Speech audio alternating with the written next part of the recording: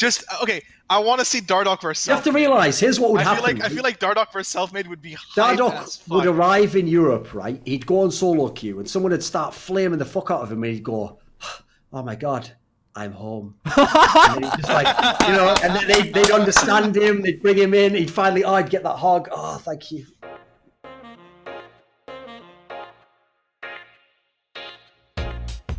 Okay, this is going to be episode 31 of Listen Loco, and we've already reached the big 3-0. We had the well done episode. Probably not as spicy as a lot of you thought, but you know what? What can I tell you?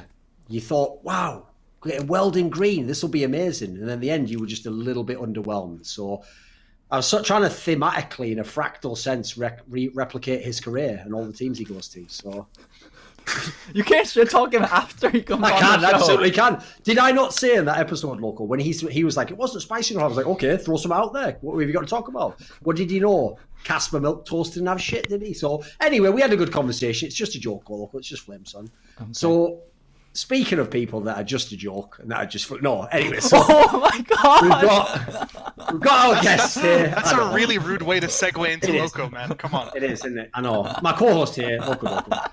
But the thing is, our guest for this week is obviously Brokenshard, and he is the new head coach of a SK Gaming LEC team. Before that, he was working with the academy team many moons ago, worked with a number of other teams. How many teams actually have you coached? Do you know the number yourself, Brokenshard? Double digits, right? I mean, it's not as many as people think, but like, okay, I guess the real question is like officially coached or helped out. Okay. Well, like, how many have you been the coach? Like title, the coach, yes. Then Diggy, you maybe 10, maybe more. Is it more or less than the amount of AMAs you've had? Slightly more. Slightly more. Maybe like 1 or 2 more. I don't actually know exactly how many, but it's like up there. I mean, I've definitely been a part of many teams. We can just go and say that. Sure. Well, the funny thing is, actually, you are part of a very unique sort of class of coaches that a lot of people don't ever identify, which is washed up players from complexity. So obviously we had like you, we had Prolly, who actually, to be fair, was a pretty good coach. Vaguely, we had Cobbs, who I don't know how, but he's still around, so whatever. He survived, Sort of like he's moss right on the side of a building. Yeah, he just keep surviving. Fair enough. Man. Just you keep doing you, homie.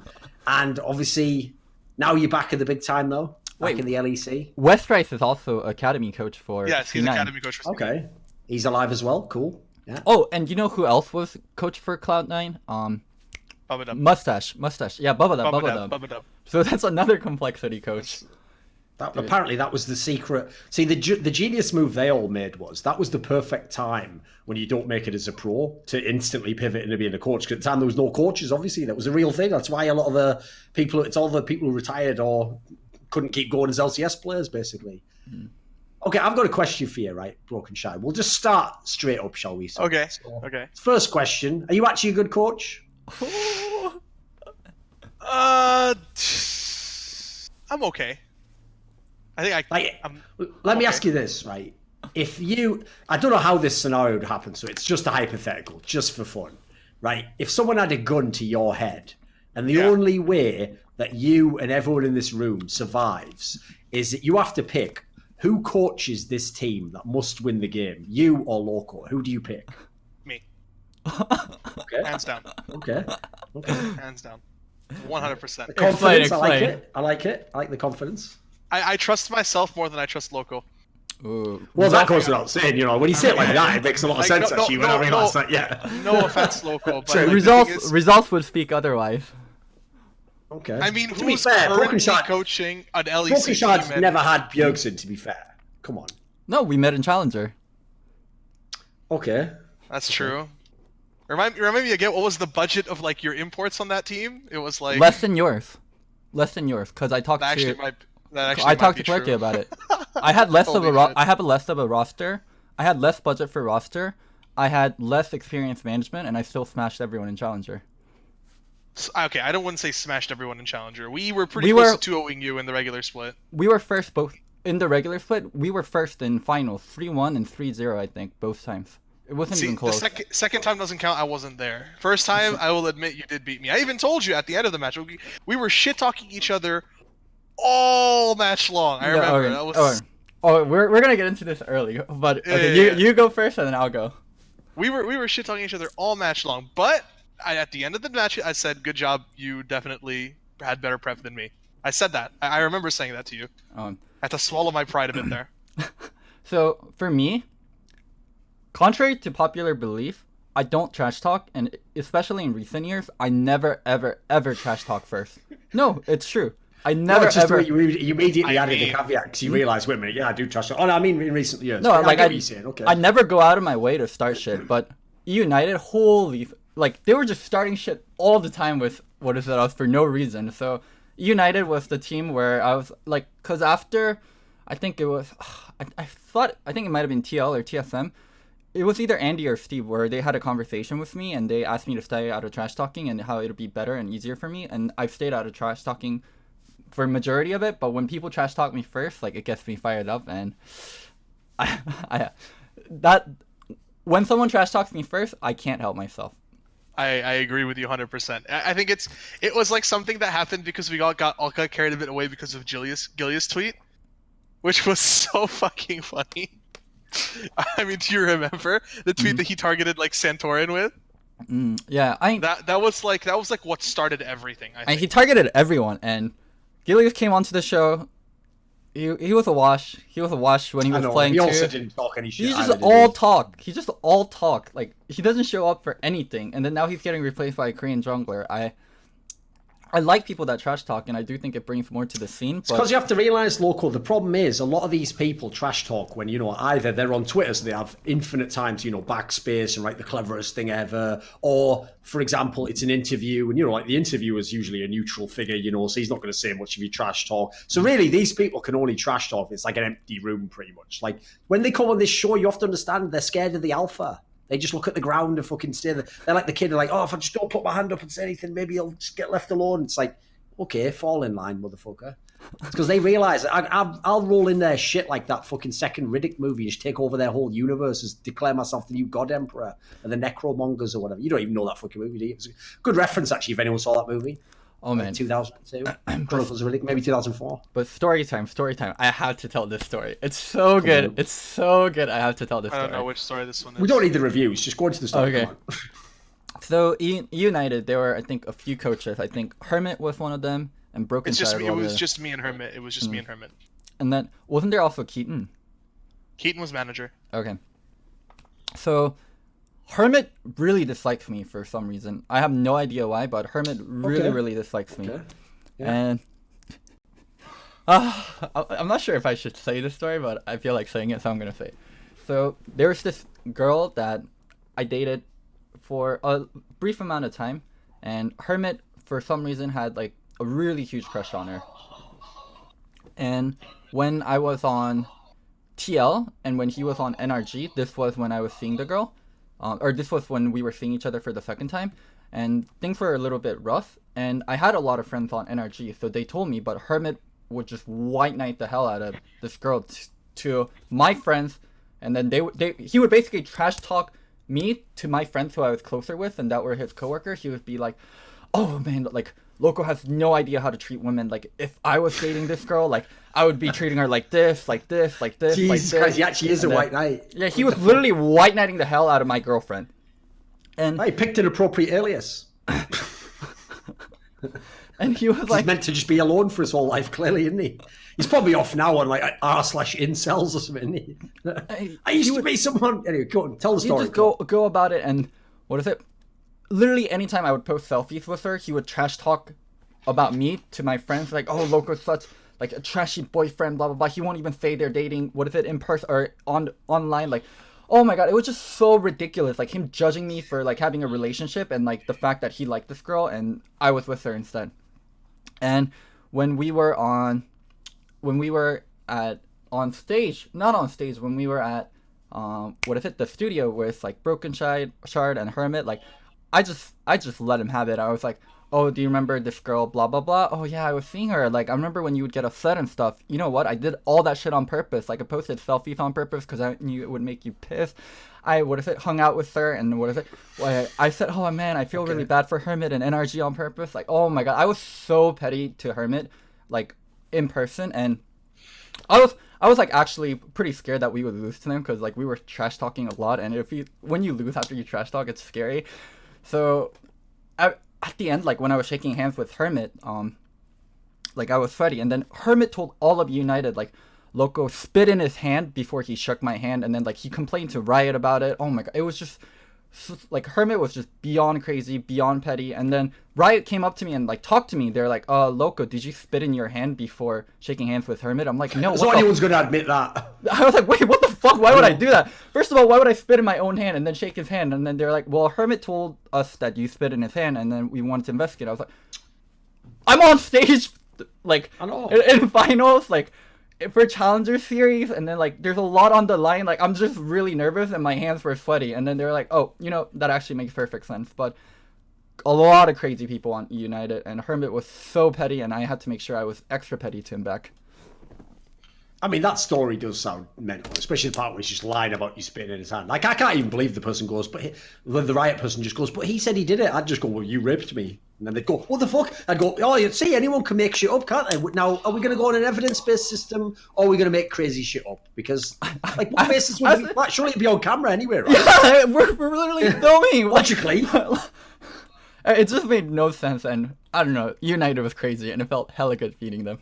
All that needs to be said about that guy, right, is I'll put the final nail in that guy's coffin. He's obviously not relevant anyway, but I'll just say this, okay? Do you remember when, because they let that guy who went to Unicorns of Love later go from Origin, because they'd already, like, done well in LCS, and he was like, they don't need me in this team, famously, and, like, they brought, Hermit at the time was like the analyst, right? So for the Worlds, they had him listed as, like, the coach, you know? And if you remember, when Origin was initially doing well, everyone in, like, Reddit was going like, wow, what a great job Hermit is doing with the vetoes, man. He is doing a hell of a job as a coach. And then the best thing is I did an interview with Soaz like 6 months later after that. And then I asked Soaz in the interview, like, what he thinks about coaching and, like, you know, whether or not, like, you know, he thinks it's like, is it like undervalued or whatever. And Soaz basically just says like, well, I don't know. I've basically never been coached.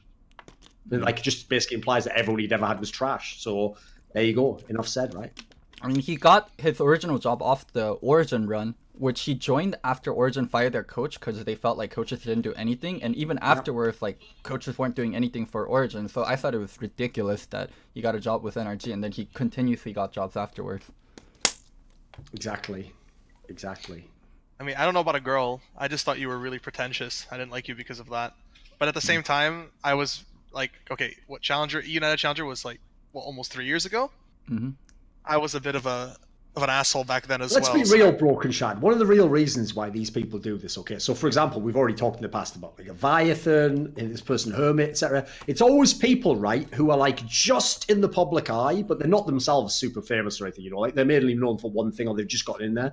It's a classic move where basically it's like the whole thing, you know, the classic cliche that the kid on the playground who goes and pulls the girl's pigtails is actually the kid who secretly wants the girl's attention, right? He just doesn't know how to express himself, and that's like how he's like channeled his frustrations. Like that's mainly what it is, Loco. Is like whenever someone's like a smaller personality, a lot of people, unfortunately, if they aren't just instantly recognized and you're like, hey, who are you? Oh, hi, how you doing? Their other way to get your attention is to just sort of act out, you know, and to try and fire first with trash talk or something, you know. It's just kind of the way people do it, I've noticed. Yeah, and I'm always getting targeted for some reason. That's a good thing. Have you never heard that great Oscar Wilde quote? The only thing worse than being talked about is not being talked about. But it's like always like crazy Pretty people good. like targeting me, like Brokenshard. Well, who the fuck else is going to Hold on target a sec, hold on. Come on. Well, me and Lo, we used to be friends. Do you remember the chat, the Skype chat? Of course, we actually used to be friends, and then we weren't friends after I fucking kicked your ass in NA Challenger and sent you back to Korea in Season 3. And then We never even played. We never even played each other. I'm pretty sure. We did. I fucking crushed you in the qualifiers for relegations. I sent you back home, homie. No, that's completely not true. Because I was not in qualifiers we weren't in relegation because we didn't make the qualifiers. Exactly, because I beat you in the qualifier. Oh, congrats to you. But ever since then we stopped talking. We used to be friends, and I just thought you were pretentious. But that doesn't matter. I don't give a shit anymore. We're cool now. I think. It's whatever. Sure.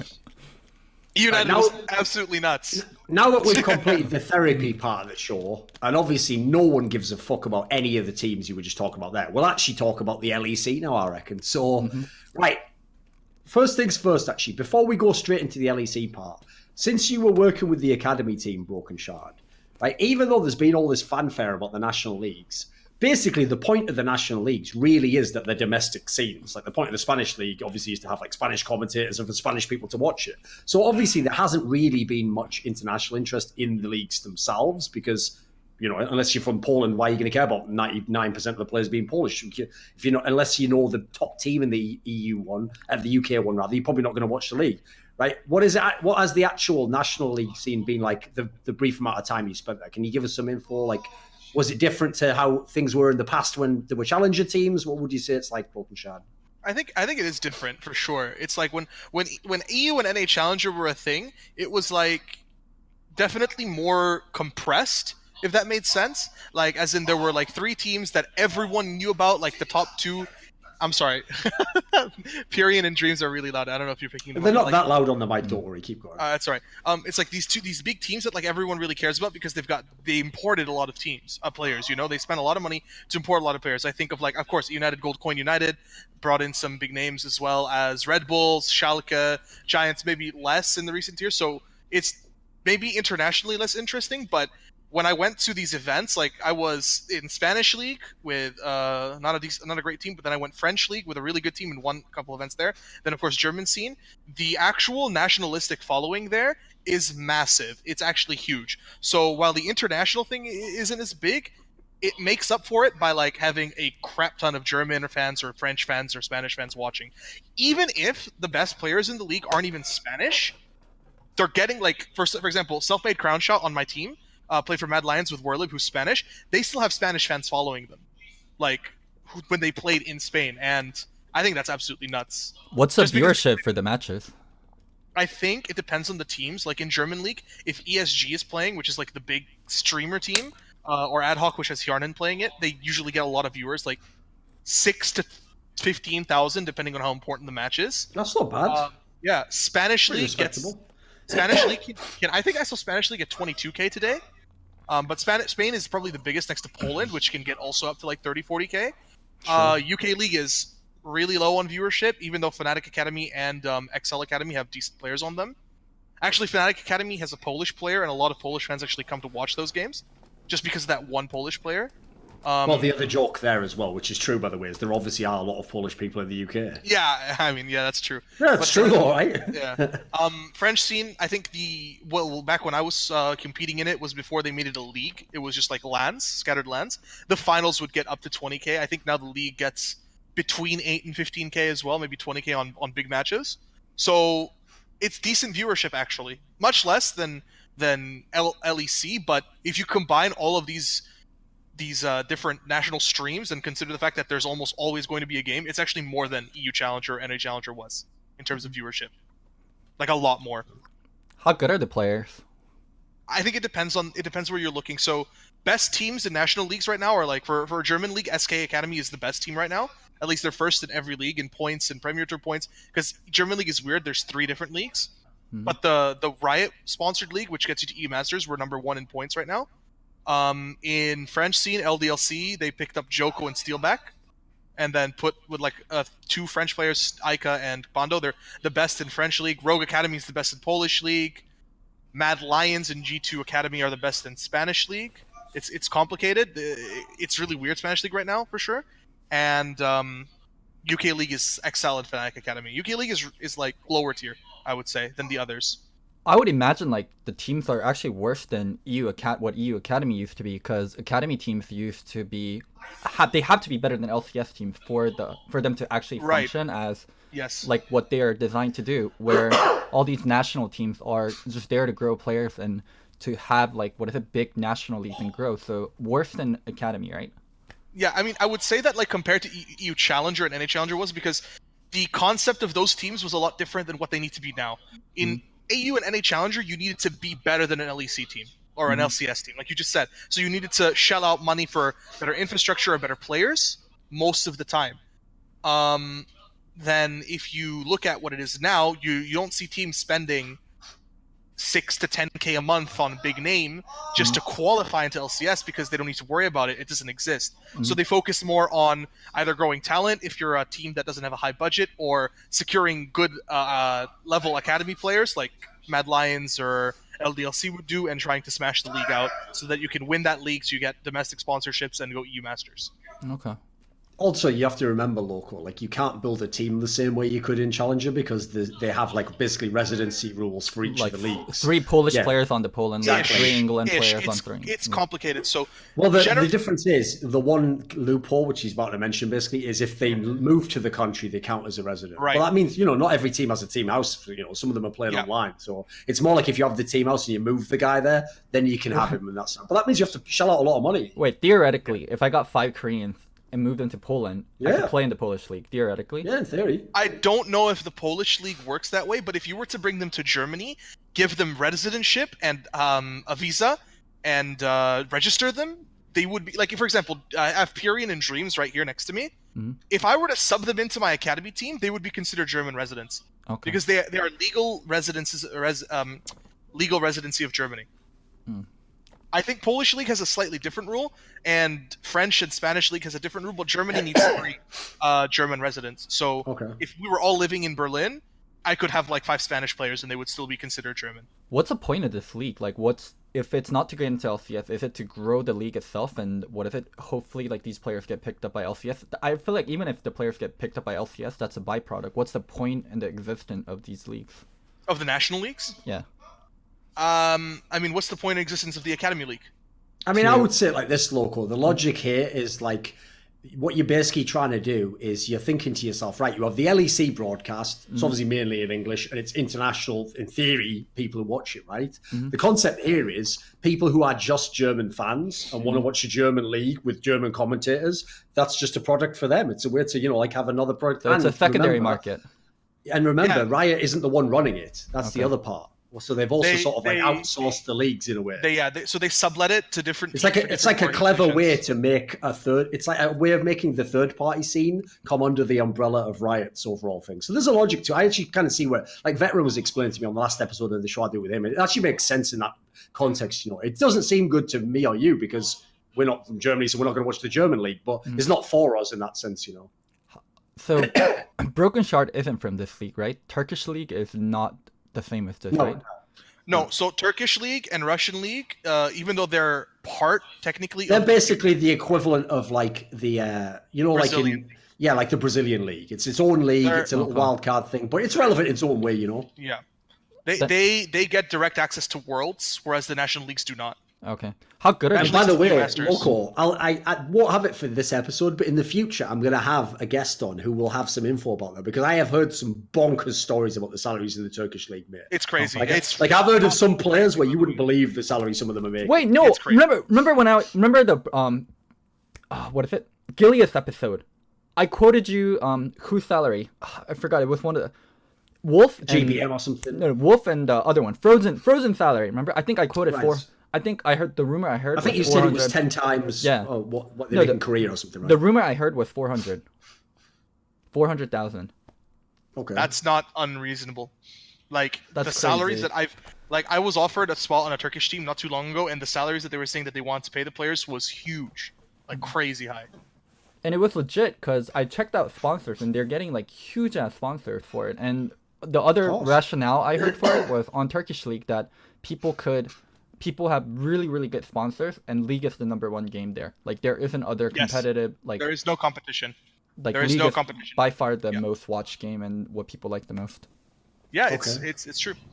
There are actually teams in Turkey that are spending more money than teams in LEC. Their budgets are higher. Let's talk about LEC then. So let's start here. Let's just start with SK Gaming as your team. So one of the people I want to ask about Brokenshard, especially bearing in mind your own background as a jungler, is Selfmade seems like a very impressive player. Like, this is someone where people, if they didn't follow, obviously, the like challenger scene and they didn't know Mad Lions, they're not going to know who he is. But This is someone where, if you actually look at how he's played so far in the LEC season, it seems like one of the best junglers in the league. Yeah, I don't disagree. He's really good. Something that struck me about Selfmade when I was watching him in Medlines is that there were junglers and players that showed themselves out by being like mechanical beasts.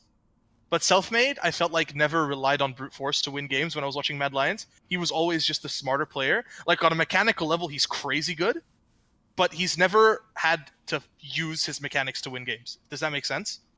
Like, you think of like an up-and-coming player, right? Like a young rookie. What is something that most rookie players are known for? It's being mechanical monsters. They're just like cannons that you have to guide them. Selfmade is nothing like that. He's really, really smart, and he uses his brain more than his dick, I guess I would say, in games. In a crude way to say that. And I think that's a good analogy, even, because if you think about junglers who just are on mechanics, they are just horny as fuck to get the gank, aren't they? Yeah, pretty much. Like, that's how they play. Yeah, I mean, that's true. It is. You know, like, once they're going in, aren't they? There's nothing stopping them at that point. He also is responsible for a big part of our early game communication in the team, which is a great show of leadership from a rookie as well. I think my thoughts on SK Gaming: Selfmade, really, really good. Pyrion, really, really good. Other parts around them, pretty lackluster. But I think their mid and jungle duo is underrated by most teams. I'm inclined to disagree on the second part, but first part is true. Pyrion is a monster. He's playing really good in scrims. This guy, it's not fun like for other mid laners. From what I saw, at least in scrims, we kind of smash everybody, and I know everyone says that, but actually we smash everybody.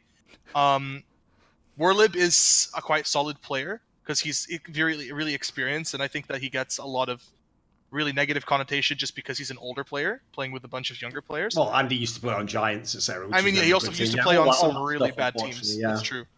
Crown Shot is straight up just a rookie, so on like a mechanical level, he's really good as well. But something about him that I like about is that he learns a lot, and he learns a lot like through receiving criticism, and figuring out where he fits in the game. And Dreams is just absolutely crazy, like as a personality, but mechanically he's incredibly good. And he was also a victim of being on a really shit team, Mysterious Monkeys, and not given like the chance to grow. I think you guys got really, really lucky with Selfmade pickup. I'm not sure how many other European teams knew how good he was, but damn, I think he's like Zanko's number 1. Who would I put number 2? Oh, I wouldn't even put Brox at number 2 anymore. Zanko's. Problem is actually jungle, like a lot of them aren't doing super well. Like I'd probably put Memento up there as well. I think that would be another one from Schalke. He's a pretty good shout. Yeah, so he'd either be 2 or 3, right? Selfmade. And then I think it could be around there. Bear in mind, like, if you're like, obviously Brokenshard's not going to agree with this because he's the coach. But if you're an outside observer and you look at the SK lineup on paper, they're not even supposed to win some of the games they've won now. So if you look at his impact, I would say it's very large for a jungler in the LEC. For how big of a team SK is, and like the name itself, right? I knew SK from Dota, I knew SK from World of Warcraft, and obviously from League of Legends. They actually didn't have like that much power, and they were one of the teams that were late to filling out their roster, and they got a lot of the, what people would say, leftover pieces. But Selfmade and Pyrion, I think, are gems. I knew for a fact Pyrion would be good. I said it multiple times on the show, but when I was helping Korean players, and they usually want to go in pairs, Pyrion's name came up so much. Oh, I want to go to blah, blah, blah with Pyrion. I want to go to blah, blah, blah team with Pyrion. So I was really surprised that a lot of LCS and LEC teams weren't prioritizing Pyrion, but man, the 2 best players on SK, like, they were so underrated by everyone in off-season, and a lot of people didn't want them. Pyrion definitely underrated.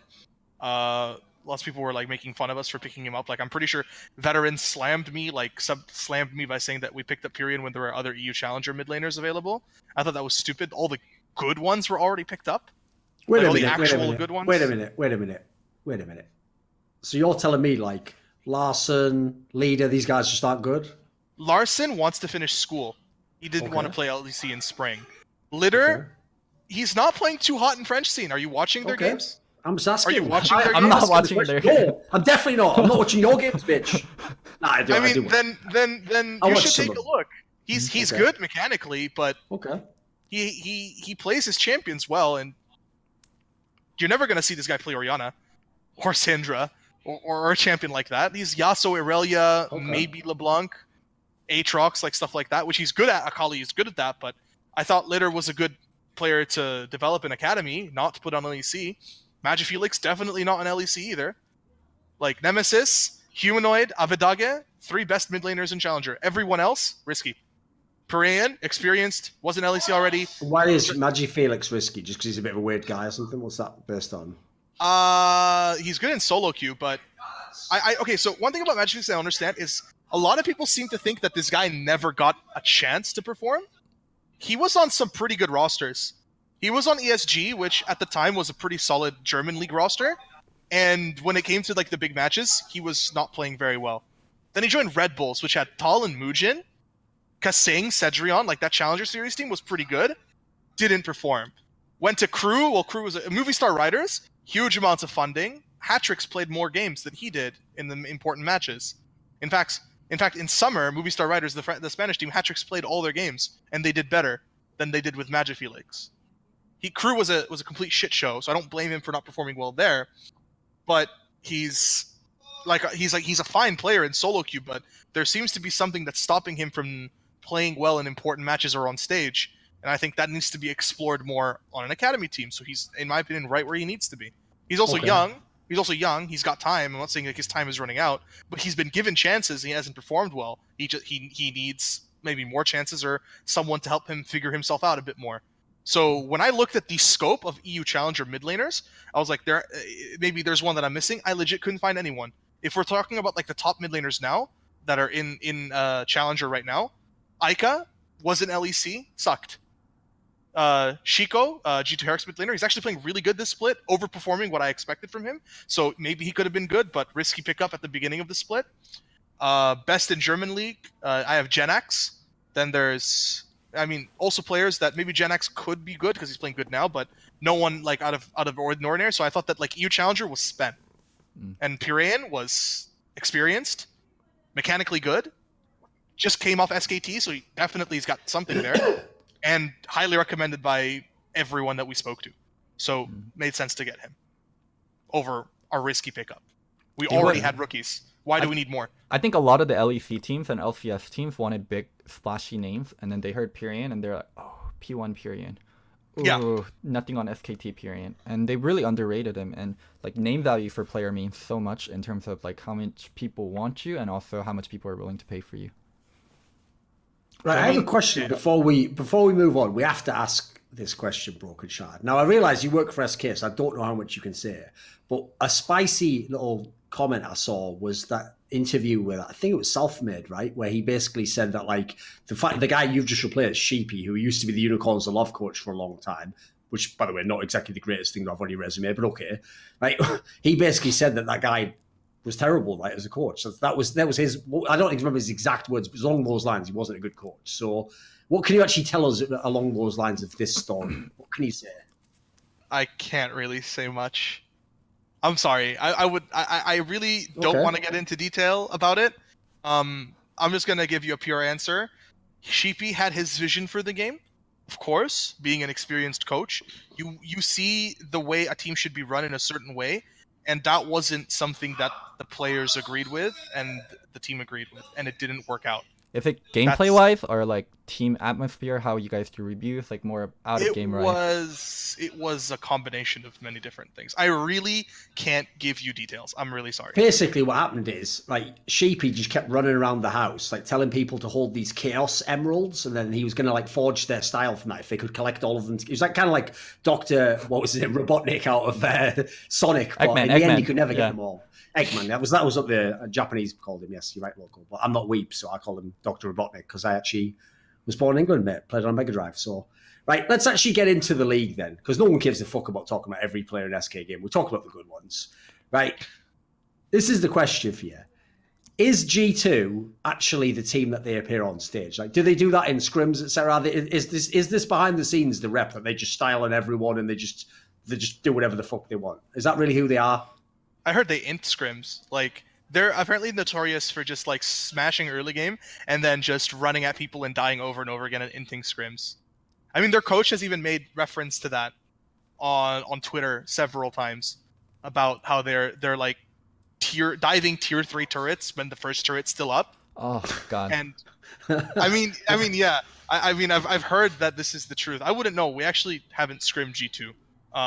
SK hasn't scrimmed G2. I mean, by the way, in case you don't know, Loco, like that legit is how it works in LEC. If you're the bottom teams like Rogue and Excel and then previously SK, they're like mad elitist to the EU. Like the top teams just won't scrim it if that happens. It's same thing in It's same thing in LCS too. So I remember when I was coaching TSM, it was like what's the 10th place team that was like that had the enemy manager would message me every single Sunday and they'd be like, can we get a scrim? I'd be like, nope. And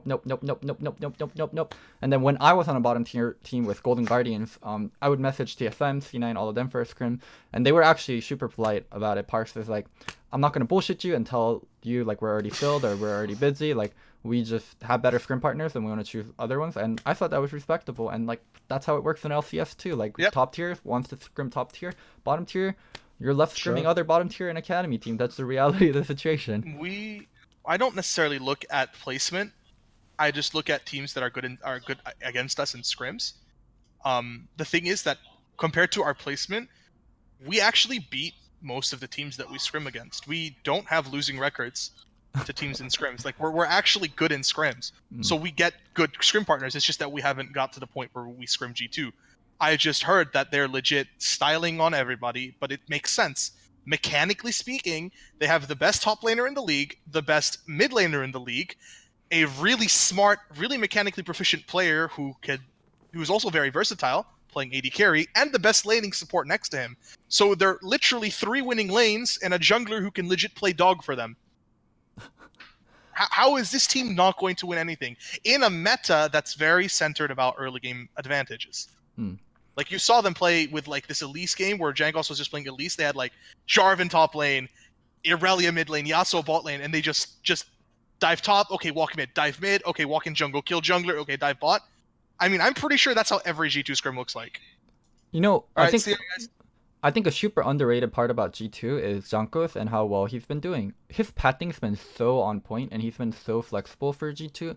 Like one of the most favorite comps for them to run is 1-3-1 with Karthus, and that style is not the easiest to run with Karthus. People can be like, you just press R, but pathing with Karthus can be difficult. I will admit it is probably a lot easier jungling on G2 than other teams because their lanes are already always winning. Of course. But his flexibility shown on being able to play Karthus, and also whenever he plays the other picks, the more aggressive ones, like most notably Elise, Lee, he's actually in the right spot almost always, and he's able to support the laner so well. So, I mean, you call it playing dog, but I think Jankos has been probably third or maybe even second most important player on G2 after Caps and then arguably Perked.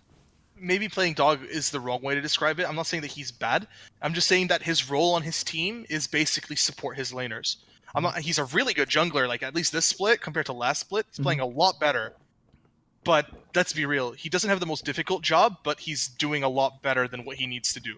Like, he's a solid force. When we played against G2, at least when SK played against G2, he was so good at predicting, like, when we were looking to play ganks. And he counter-ganked, I think, us twice as Sejuani into Lee Sin and denied us early pressure, early leads, and that kind of made the game really hard to play. I mean, I think the last step he has in his career is stepping a little bit more up in pressure situation because he has, like, a little bit of a choker rep.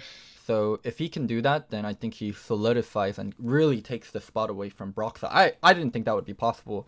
A European jungler taking away best jungler in Europe, or even the title for best jungler West between like Broxa and Xminty.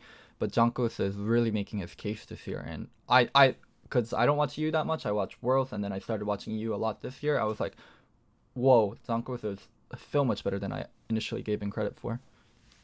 The only thing is, even though, like, in LEC, I can't really criticize G2. They are winning almost every fucking game, even the ones where it doesn't go that well, they still manage to win. The problem is, that is actually quite alarming, what you just said about the scrim aspect there, because obviously the concern is what happens when they go international, they go to the MSI, or they go to Worlds later in the years. Like, at some point in time, you have to be able to play when you have the worst players in the server. You have to be able to play when you're losing in the server. You have to be able to play when you play an amazing Asian team that's going to be super, super high level in many, many different regards. So, like, what's bizarre is they have such great players. They could still make it work for all I know. Maybe they do all that shit internationally and they're just one of the best teams. But it's a bit worrying because I always want a team to at least have something to fall back on that's like not just based on being better players, you know. I just think that I think they can do it because their players are all super experienced. Of course, yeah. They're super experienced. It's not like they're just like they're not all idiots. Like, let's be real. Like, they have Wonder, who's super good, and he's actually smart about how he plays his carry matchups. Caps, maybe not the smartest player in the world, probably the most aggressive player in EU. Perks is actually a very smart player. He doesn't flex his mechanics more than other players, and he actually uses his brain to win most matchups. I don't think that this team is a one-trick pony. I just think that there hasn't really been a team in EU that's forced them to show that style, because they've just been able to roll over everybody off sheer individual outplay. Origin was the first team to do it. Nukeduck styling on them, and they actually played a really solid draft. And Alfari even said that the main thing that G2 has over teams is their flexibility in draft, and I agree. I think drafting against G2 is one of the hardest things ever, and I'm not looking forward to when I have to do, because I wasn't on stage last time. It was sheepy, but I was part of the prep, and it was exhausting. It was hours and hours of, okay, if we pick this, they can pick this. Oh, well, shit, we got outdrafted. Okay, let's change this ban. It was actually a lot of prep. They literally can play anything. You have to be prepared for anything. I'm not looking forward to that. There's like a saying that they have, it's in American culture, which is like you have to pick your poison in that kind of scenario, because it's like someone's going to get a power pick and it's potentially going to take over this game. You have to just pick who it is. Like if your team has an amazing top laner, maybe you want to ban out the top lane, but then the mid lane is going to go ham, or Perks is going to get exactly his champion that he plays. So I can't really blame opposing coaches. Like, you basically have to pick into essentially a semi-bad draft, right? Yeah, I mean, if you think about playing against Fnatic, and it's like, oh, why would you give Reckless his Tristana? Because if you didn't give him his Tristana, Caps got everything he wanted. Soaz got everything he wanted. Broxa got everything he wanted. Like, exactly. You pick your poison. You pick the ones that you have to deal with. The problem is that G2 has poison everywhere. So you have to be really smart about what you give them, and I think Origin was the first team to approach it that way. They gave G2 strong picks, but they gave Nukeduck like his signature pocket pick, and they built a comp around that, and that was really smart. Like, they had Karthus Zed into Caps was kind of forced to pick Cassio because of the flex. Mm-hmm. They were picking it the flex pick, and G2 are really big on the flex pick, so they managed flex to get so early. We can go more in detail about it, but I think how Origin approached the G2 matchup was so good. They took away Karthus, one of G2's like favorite best champions, 1-3-1, and by taking Karthus on their team, they're the ones running 1-3-1, and it's really hard to 1-3-1 versus Karthus unless you also run stuff like Nocturne. So yeah, I mean, the way they approached it was really smart. I think banning out flex picks versus G2 was really, really good. Really, yeah, I agree. And being like, okay, let's make you guys a little bit more normal and a little bit easier to prep. Like, banning Jace was super critical, and yeah, not G2's coach, OG's coach seems really smart. Like, he'll come on the stream. Yeah, he'll come on the Gyoto is really, really good. Like, this guy, he's very methodical about his approach to the game. He coached Giants, the ones that qualified to LEC with, like, everyone was like, who are these random players? Like, legit, they had Jack Troll, Mini Trupax, Jizuka, everyone's like, who are these players? He qualified to LEC with them. Then he went to Schalke, and that team got second place, almost made it to Worlds. Like, he's no pushover. He's really smart. I respect him a lot. And for sure, Origin, people were like, oh, Origin's not going to be a good team. They have an insane backing. They have players that benefit from this. Wait a minute. Was there anyone who actually said that, who said Origin wouldn't be good? Because the thing is, to me, I thought most people were kind of hyping him. No, a lot of people were saying this Origin roster looked mediocre. Oh, I know what you mean. Because Mithy came from NA, he was really shit in NA. Well, I guess you are right, actually. Because what I hadn't thought of there is, like, to be fair, I guess I'm thinking too much of like people I talk to in the industry. To be fair, that was kind of the divide with the Origin team. Right? It's like some people were like, wait a minute, you didn't get any of the big names I thought you would. But it's like those were all like, I call them like the players team, because like if you were like a player in Europe, you know all those players are good. In fact, what's mad is because they got sort of like the third or fourth best player at each position, they actually ended up with a really good roster on paper. When they started off with all those losses, it didn't make sense. If anything, where they are now is what makes logical sense. Before we fully move on to OG, one last point about G2. I think Perked accidentally picked the best time to roll swap. He did not like. Yeah. You mean because they all play all the mages in the bottom? Yeah, mages. Not just mages. Mages, Yasuo. Like, I think he Jace. probably has like less than 50% games on true AD carries, and he's playing a lot of the other picks, and they're more than viable, and it actually gives G2 flexibility in the draft. I had a lot of worries about how Perkz would do on traditional AD carries and the box that an AD carry provides you compared to the amount of freedom and the amount of agency you get as a mid laner. So I mean, Perkz has been a good AD carry, but more so he's been a really great tool for G2 to expand their draft, and also he's killer on these non-AD carry champions. He's by far the fact he could still get to play, the fact he could play Zoe isn't like enough said. Right? He can still play that. Like what the fuck? He's just playing mid lane. I mean, also consider that Lucian was also a mid laner at some point, and that he did play a lot of Kai'Sa mid lane in the bundle meta. Yeah. And at one point, I remember when Perkz was still an amateur, Ezreal mid lane was a thing, and he was playing that too.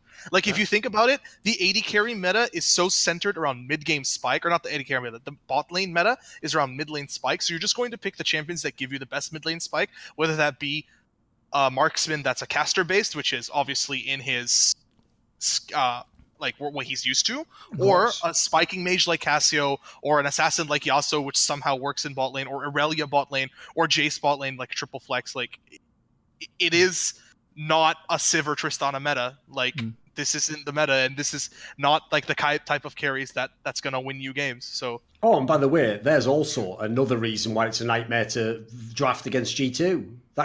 He could literally pick a champion that is a mid lane like Zoe, but it's going bot lane, and you're thinking he's picked that's the mid lane for Caps, don't you? Pick Syndra to counter Zoe. Caps playing Fizz. Huh, all right, have fun. Yeah, good luck. Oh, by the way, I will say, very rarely we go into like detail in the matches, but also, like you said about giving Nukeduck his pick of Zed, obviously, that outplay he did where he just wrecked Caps completely. Yeah, you could tell Caps had no idea that was even possible. Caps thought he was safe. It's because he had to land basically like everything off the E, wasn't it? Like, I mean, he didn't land the last shuriken, but it was pretty fucking sick. Wait, you mean the kill at level 6? Yeah. Wait, I actually differ on that. I thought that was one of the easiest things he had to do because Caps burned his flash pre-6 and Nukeduck was level 6 and Caps was level 5. He just flash ulted and then hit shurikens. That's all you need to do to get that kill. Oh, is that all he did? You can just like perfectly cancel auto attack and hit everything off the E. You fuck off, mate. No, you're like one of those fans who like talked about why like Faker 1v1 in Ryu wasn't even good. Like, I could have done that. I just dodged that. Like, the other part is here's the second part. Okay, Loco is right. Yeah, that might seem easy on the Nukeduck side of the equation, but what is Caps a moron? Does he not understand what you know about the game? He played really dumb for that one. I'm not saying I know more than Caps for mid lane matchups, but he was level 5 Cassio versus level 6 Zed without having flash up. He openly but you know what that tells really us cocky. Logically, unless we assume like by the way, your version I think is terrible of analysis there, which is a guy I consider one of the best players in the West just played really dumb on that one moment. All right, what does that mean? Loco played dumb? No, just dumb. So forget about that. I'm moving on. Like that's like an anti-explanation. You sounded like you were saying something, but you didn't explain anything because you were first of all you read his mind. It's called the telepathic fallacy. Like you thought you could read his mind and know what he was thinking. But here's the point, Loco. A more logical analysis of that would be Caps thought that Nukeduck couldn't all in him. He thought even if he came on him, I can just get to the tower in time. I'll be okay because he had to land everything. I think it was incredibly arrogant of Nukeduck. Not Nukeduck. Of Caps to walk I agree. Yes, he was playing cocky, but the whole thing is, it's like when Fake used to play up in the lane all the time. He thought he couldn't quite get caught. He thought I'll just make it away just. So, I mean, if we want to go into it a bit deeper, Nukeduck comes from an era of mid laners that played during a time where the level 6 all-in was like the only thing you did as a mid laner. Like, if you think back to when Nukeduck was playing mid lane, Ahri, Zed, Talon, Fizz, or Yana, like these level Kassadin, 6, you just... all that shit. Maybe less on Kassadin, but this was like a big thing. And then you take a look at the junglers that were present in that meta, Jarvan. The thing that was really popular at the time was if you were a good mid laner, you'd call your jungler level 4 to mid lane or level 5 to just literally burn the enemy mid lane splash. This gave you push advantage, denied them CS, and as soon as you hit 6, which you should if the enemy doesn't have flash, you just smash all in them and you win those all-ins. Like if you're playing Ahri against Xerath, I remember this was a popular matchup, people would blind pick Orianna or Xerath, you burnt the flash level 5, Ahri dinks 6 and just flashes on them, you kill them solo kill. And that's exactly what they did, and I think maybe I'm like reading into it too much, but I just remember this being a thing because I also played it this time, and mid laners would call me to do this for them all the time. It was like a legit strategy. You just burnt the enemy mid laner's flash, level 5, walked away. When your mid hit 6th, enemy mid was dead. Almost always. Cold came at level 4, level 5. Nukeduck got the solo kill without even Karthus ult in a Zed matchup, Zed Casio, which is a matchup that you might have seen back then. So they were actually playing right into Nukeduck's comfort zone. And the setup for the kill was premeditated for sure. And Caps, of course, this guy doesn't know how to play safe in lane. He just plays forward. That's how he always has been. So good capitalization from OG. Again, maybe reading into it a bit too much, but that's what I saw when I saw that play. One single last comment that I heard that I thought was super interesting. I never went back. Your mic cut way low. Okay. Why is that? All right. One last thing that I want to say regarding Caps. Before we move on, it was something that I heard, and I can't really check because I didn't watch you before. And the Caps I know is like the finished version of Caps.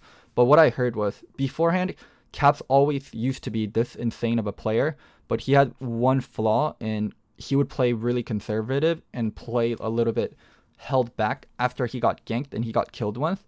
But once he fixed that, he became really, really scary.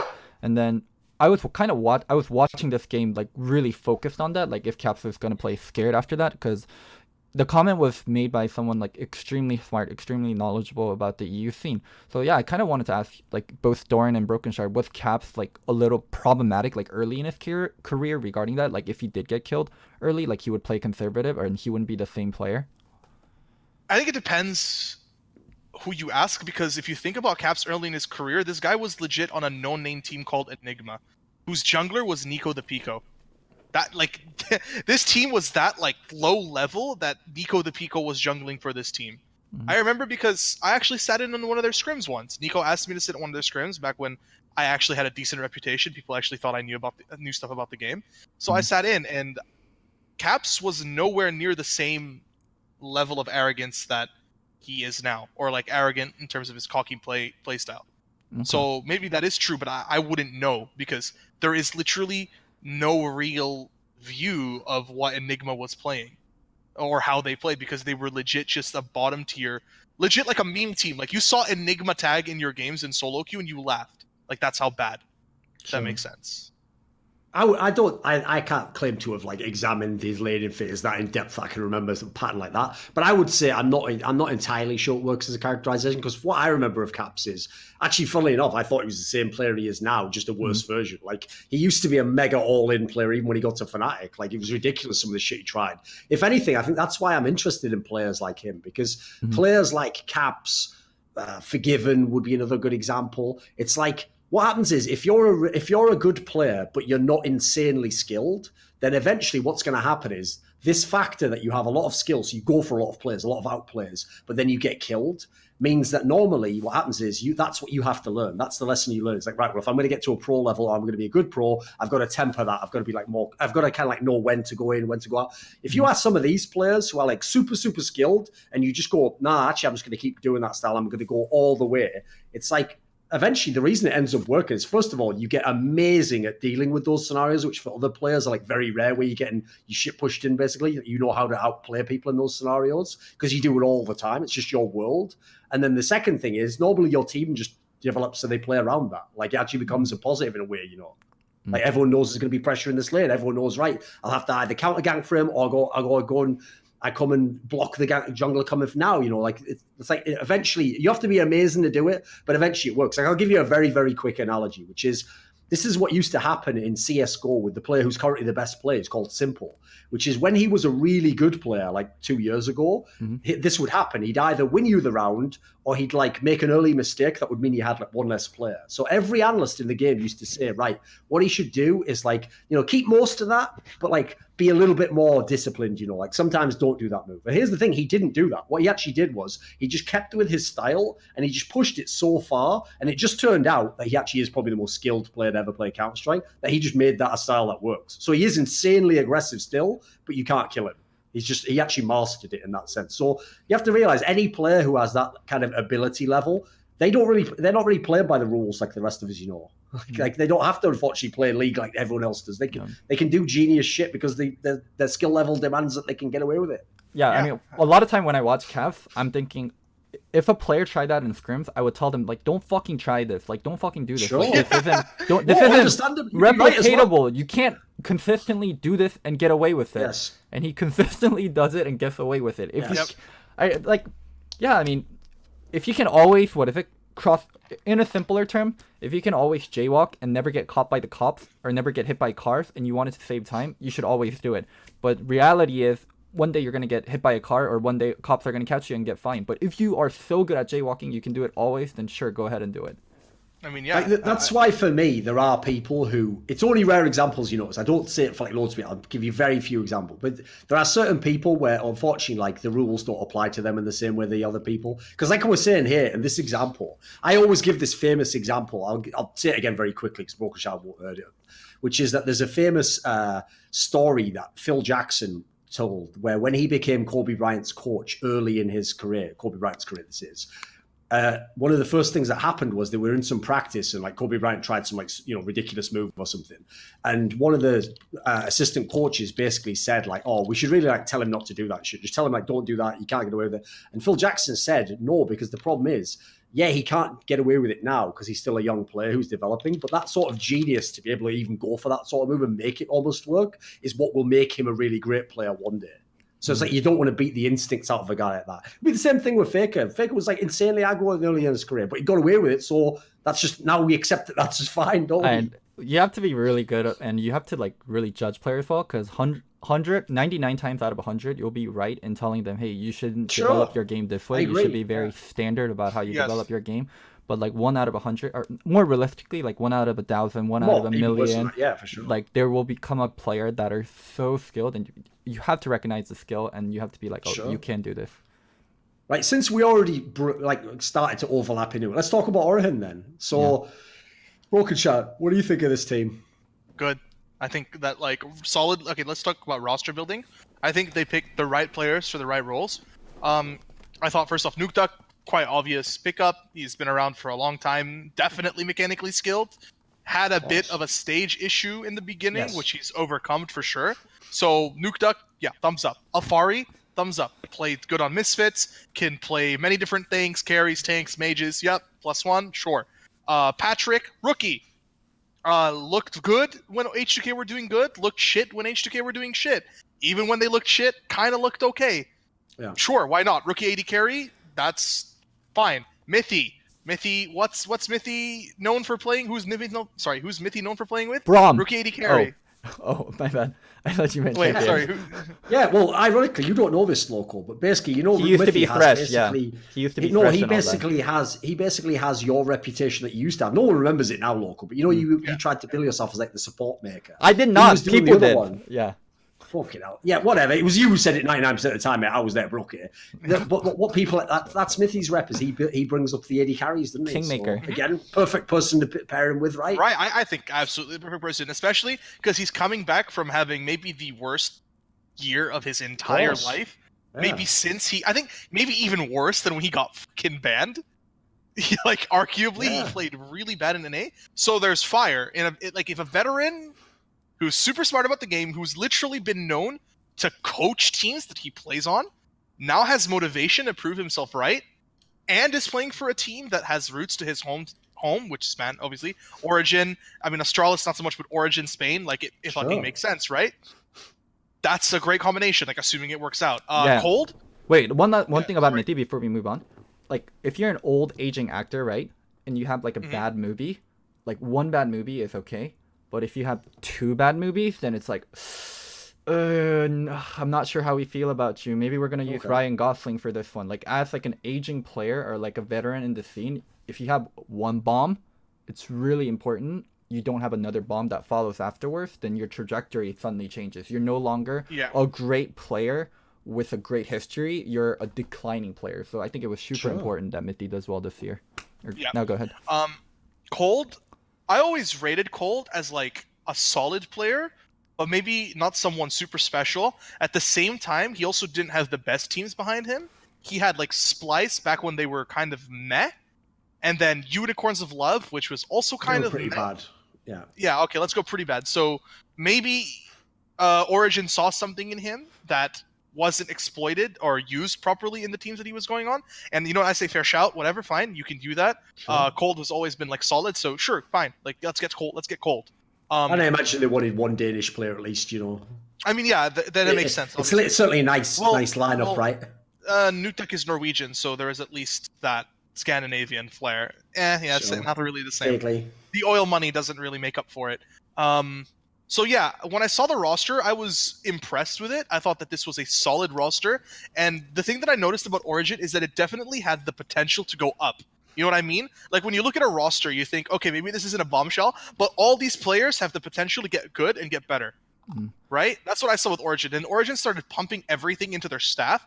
Like they got some famous goalkeeper as their staff. They're doing the Astralis tactic. I don't know how much. I'm pretty sure you know more about like how Astralis operates. Sure. At least they have a much wider infrastructure than any other Western team because they not only have like sports psychologists, they have like dietitian person, someone who helps you with exercise. Like they have like basically like a football club bit, like would be in Europe. Yeah.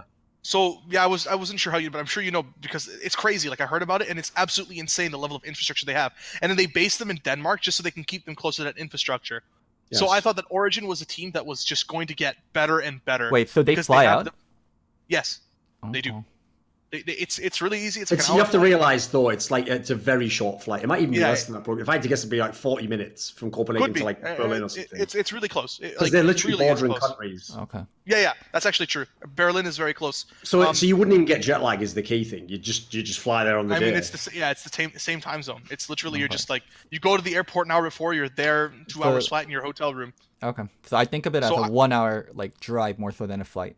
Yeah, you could actually consider it as a drive almost. So I thought that Origin was just a team that could have an upwards trajectory, and that's kind of what happened. You know, in the beginning they looked meh-ish, and now they look not meh. They look not shit. They're good.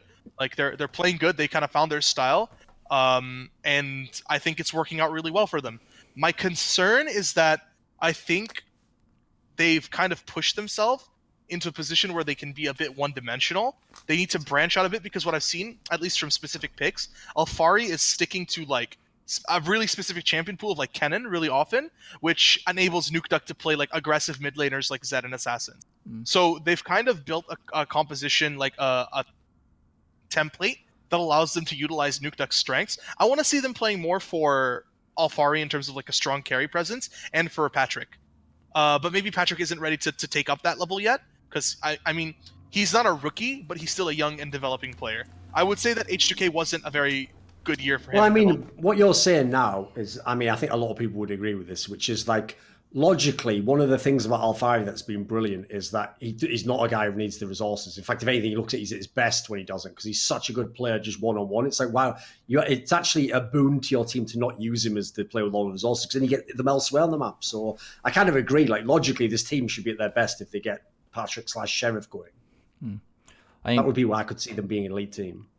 Their record really shows they developed and they're well coached. They started out 1-4 in their first 5 games, and then now they're 5-0 in their last 5 games. So in the 10 games they played, like they almost went from losing their first 5 to winning the next 5. So very well coached team, and also very, very well balanced. So contrasting what we talked about SK earlier, where I think SK has so much of their strength in mid and jungle, I feel like Origin is such a well-balanced team. Like G2 is also a well-balanced team in a sense where they have just good players across the board. The line is just up here. The line is up there, but Origin is just...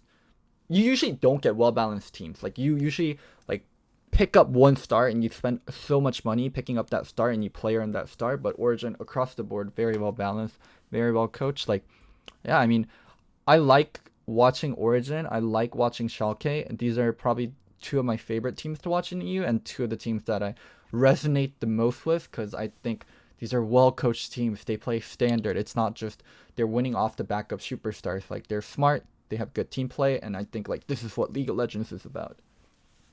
The good thing is as well, because I just had Mithy on the EU podcast that I do with Veteran, and the reason why, what's funny is he still, I wondered if like going to NA would change him in this sense. But what I love about Mithy is he still actually has absolutely the mentality that most elite European players have, which you might not be aware of this, Look. I don't know how much you talk to them, but what makes them very unique, right, is they don't get arrogant in the way that they say, like, I'm the best and, my team's the best and we're better than you. Mm-hmm. They do it the other way. They go like, I'm actually shit, but you're way shitter than I am. And you'll never be as shit. You'll never be at my level of how shit. You're weird. So, like, the reason why that sounds weird, though, Loco, is because that's actually a better mentality. It sounds like it's the same thing, you just change the word. Instead of saying good, you just say shit, right? No, because the point is, in that sense, that, like, even when you're doing really well, you still have a lot that you could work on. You still have a lot you could improve, and for example, like, obviously this is a guy who's been to Worlds, plenty of stuff, he knows that the top Korean teams aren't not just going to fall over when you come over if you're top European team. So it's actually a good sense to have, because as a result,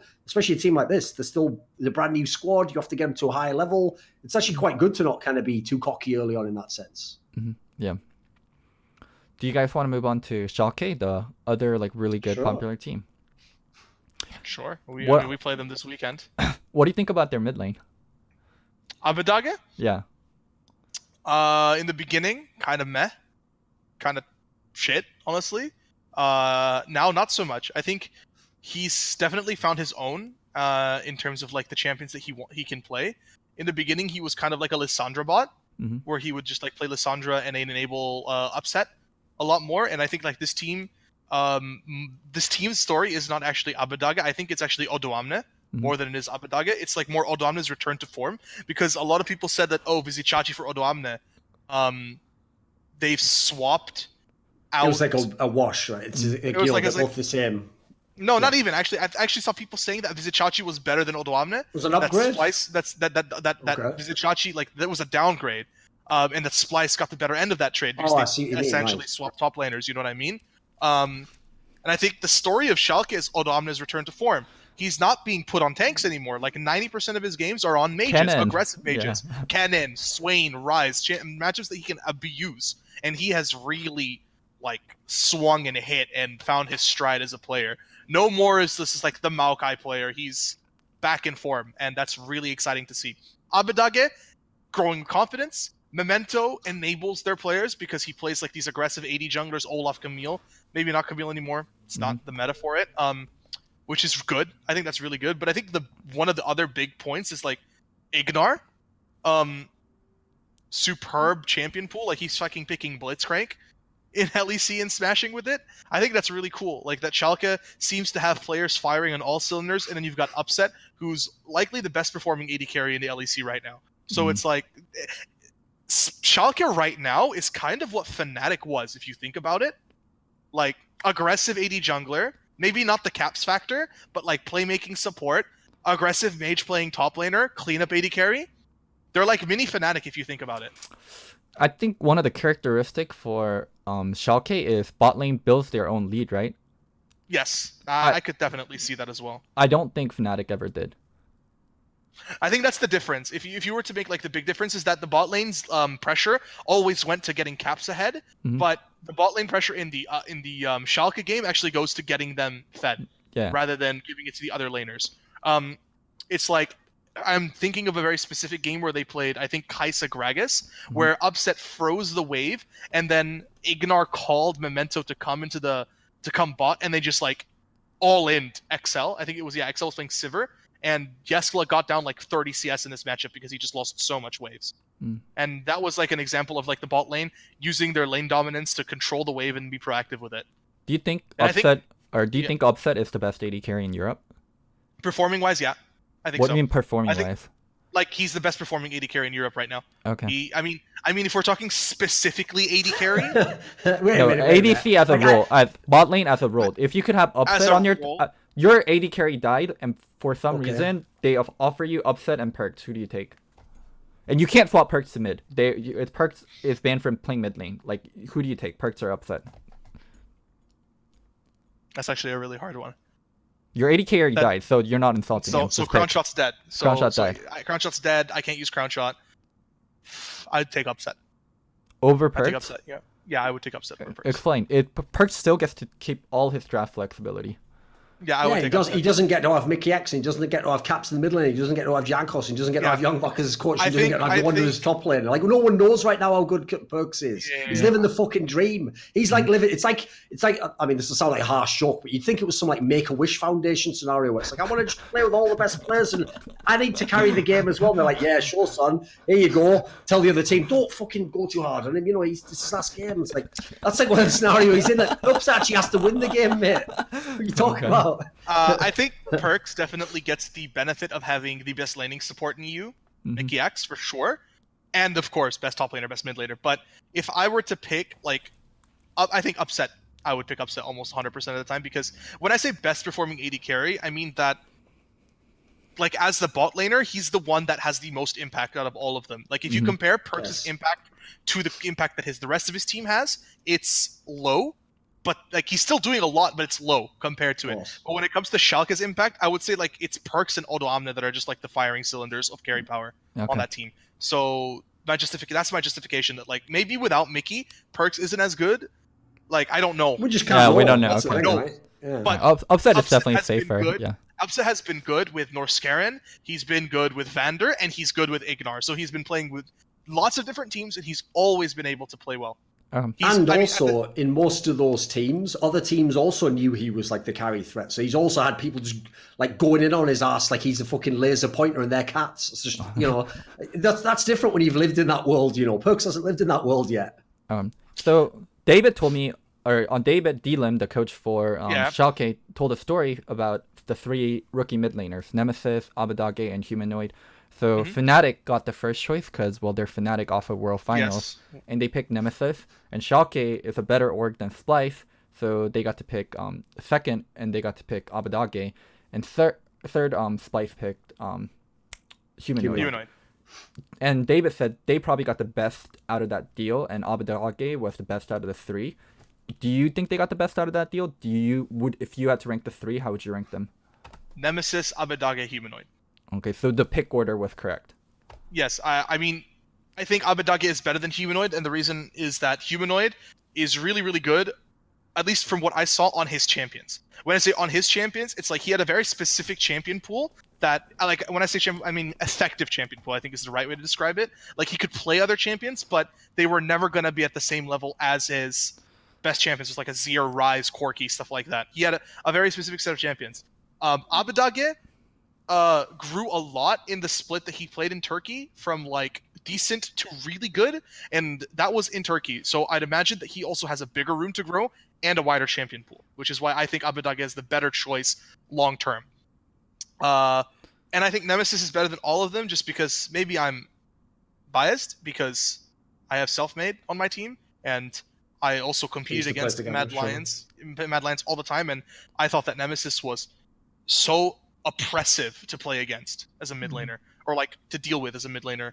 And I think that he's for sure not being enabled on Fnatic. Like, he is really like struggling to make plays because he's not used to not being enabled the way that I would say Selfmade or Mad Lions enabled him. And it's not like he needs a lot. Fnatic is just really bad at enabling a mid laner that isn't Caps. If that makes sense. All right, let's move on to Fnatic. Do you guys have any more Schalke points? I mean, yeah, I think we can move on. So for Fnatic, I actually think Nemesis is the best performing member on Fnatic. I think Broxa dropped off hard without Caps. I was never really impressed with Reckless or Hillsong's gameplay. I was always not impressed with Hillsong. I always thought Hillsong was the worst and the most replaceable on Fnatic. But Nemesis has actually been solid. He lanes well. He knows his job. Like, the most infamous game that I remember is the one where he picked Kassadin, right? Was it against us? It's the one where he picked Kassadin, and Reckless like went on a rant about stream about it. I forget the opposing team. I mean, I don't remember, but he picked Kassadin against us. And is it where people got caught? Losing matchup, and then we caught Hylissang at Baron, one-shot him, and Reckless fucking W's over on top of a Syndra, eats a full Syndra ult and Ignite to the face, gets Karthus ulted and died, and then it's Nemesis's fault. So, I'll try to explain for like people good old because you have to realize there, Brokenshard. The problem there is you've met literally cancer, which is the Venn diagram overlap of Fnatic fans and Reckless fans, and then in the center, that little area there, pure cancer.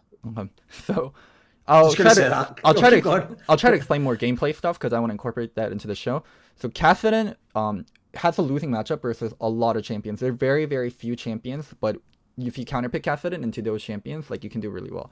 So Kassadin versus Syndra demolishes Kassadin for most of the game, and Syndra will have priority. But there's a point that comes in the game, and the critical point is level 16 for Kassadin. When he gets level 3 of his ult, he basically becomes a new champion. Due to his ult cooldown becoming very low, he can warp around the map, and he has so much mana items.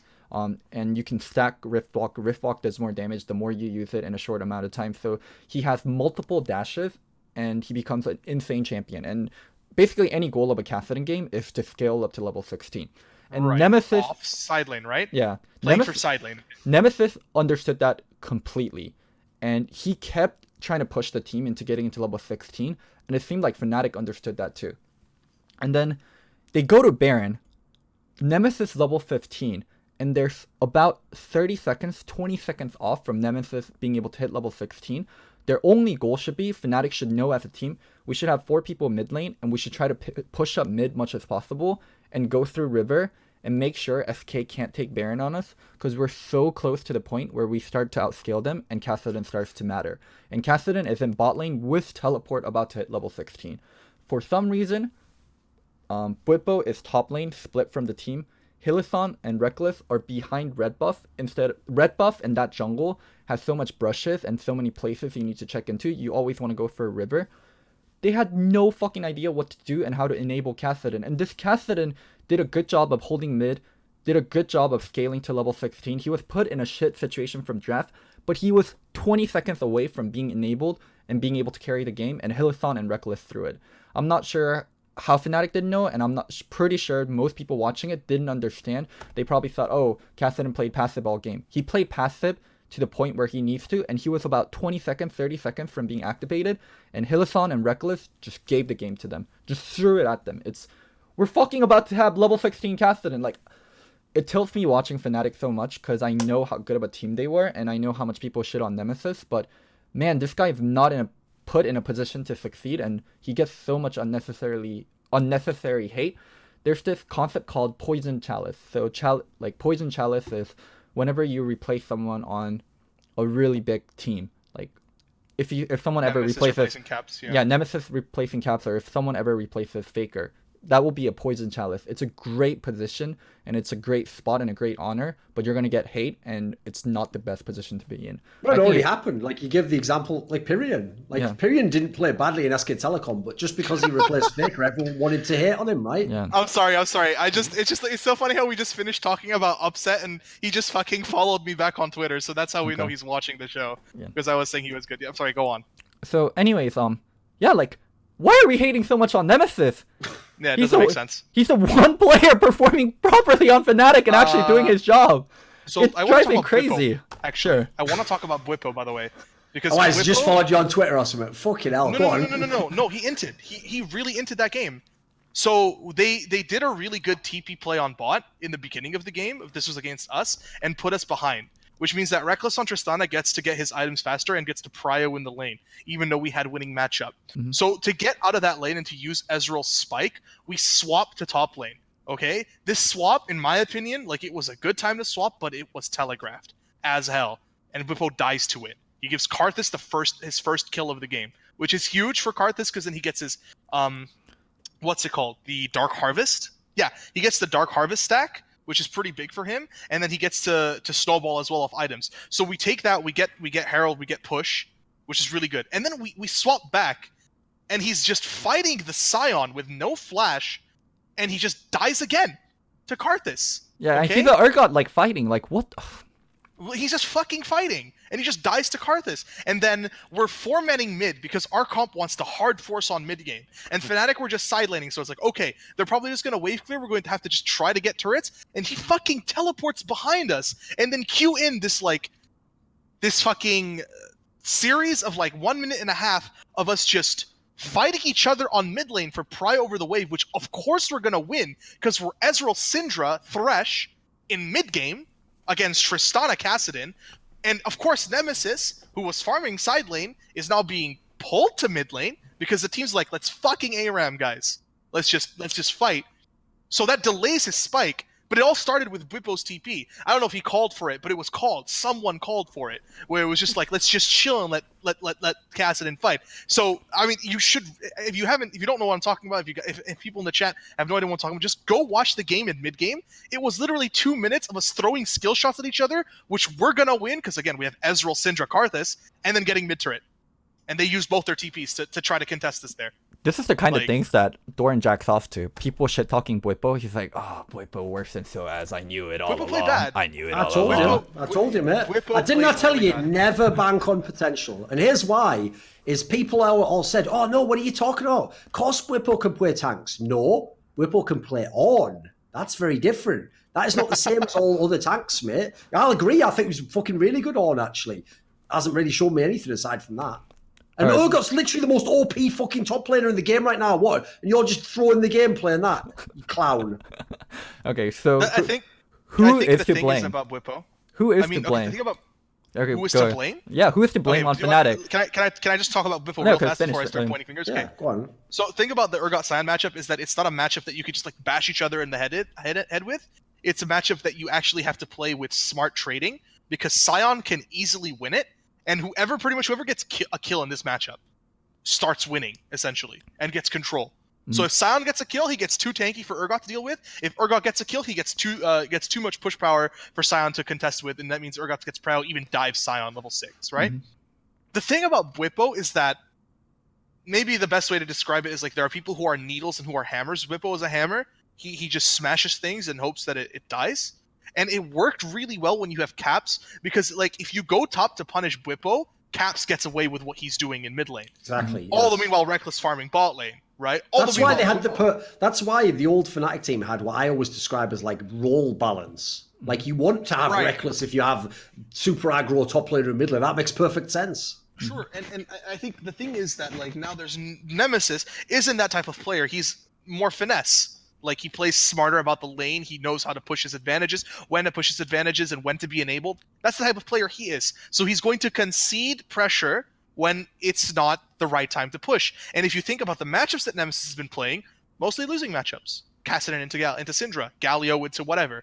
You know, he's not been playing matchups where he can just like brute force it, which means that you've got usually a scaling bot lane, because Fnatic plays scaling bot lanes, a scaling mid lane, and then you got Bwipo on top lane who's just trying to smash the enemy top laner into submission. And they're going to be like, this guy's playing like aggressive as fuck. Let's go kill him. And then he dies. That's how I see Bwipo. He's just like taking really bad trades. But they were good trades because there was too much pressure on the map back in old school Fnatic. You know what I mean? Sure. Yeah. That's what I think is a big problem as well. Who's to blame for Fnatic? Who do we kill? Fnatic fans, they're all ready. I mean, I think it's actually easy for me to do this because SK is 2-0 against Fnatic, and I was actually on stage when I beat Fnatic, so I don't have to worry about saying this and maybe losing to them now. Their drafts are pretty bad, number one. So their drafts are suboptimal for the type of players that they're playing. I just talked about why I think Bwipo's making mistakes in lane. So kill Youngbuck?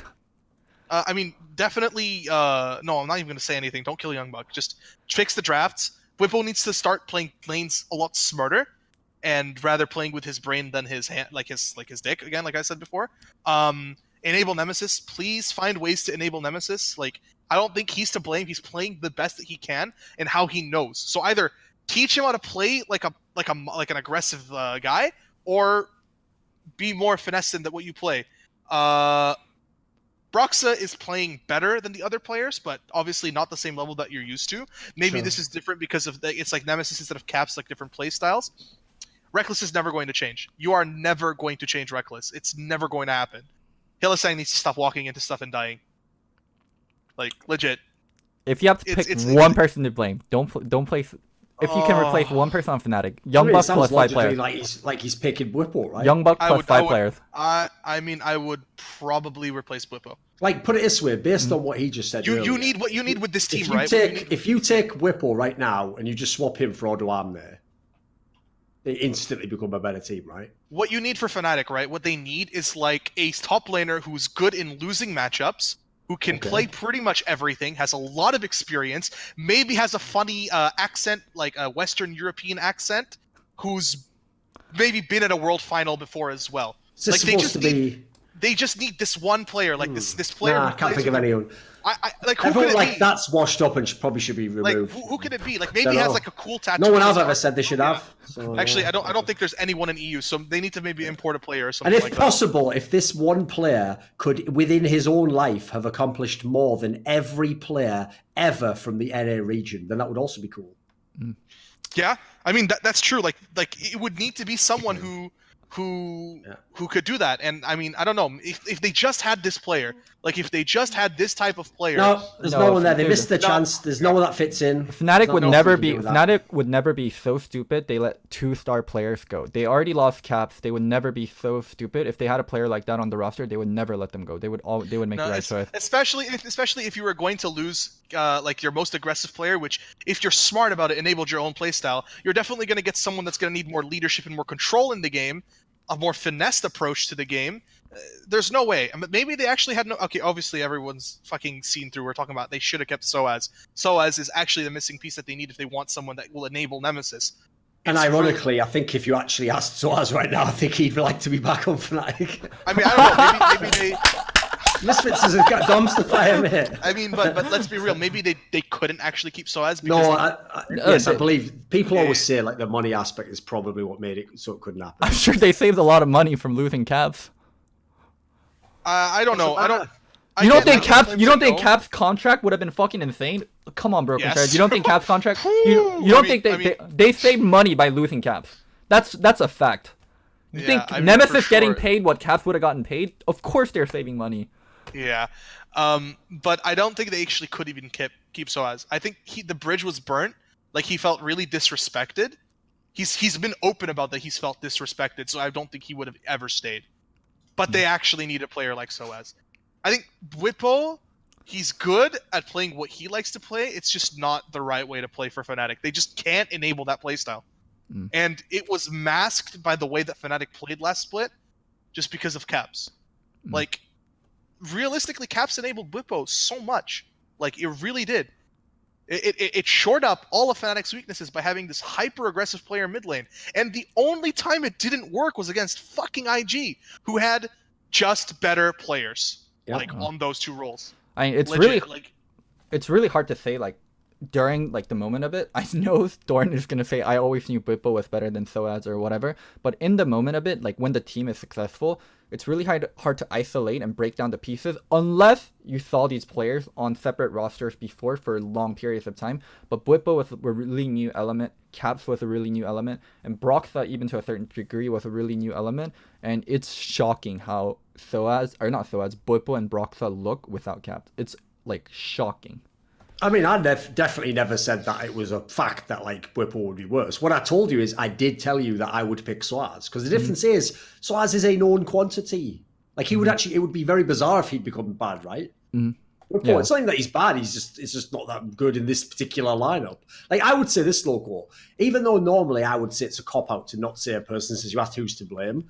I would actually say this. Like if I look at these players, as you said in the beginning of this chat, it's not like Nemesis is shit. No one here is saying kick Nemesis out, even though I agree with you, it is the Poison Chalice thing where people are just saying, well, since Caps left and then he was really good and Nemesis joined, he must be the problem, right? Which isn't how it actually works. But I get why a naive fan might think that. I would personally say the problem is this.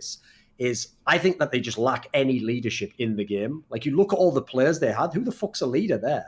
Like the closest you could get should probably be Reckless, but Reckless's personality is not a leader's personality. In fact, he's a guy who doesn't even talk very much. So and in his playing style, as we've discussed, he's not a person who's going to lead the game. So as a result, I think it's not that Caps was some sick leader, but last year, if, as we said, the roles naturally balance themselves and people's weaknesses overlap to someone else's strengths, then you're not in as many scenarios where you have to make some really genius read of the map or you really can all play your roles, do what the coach says and win the game.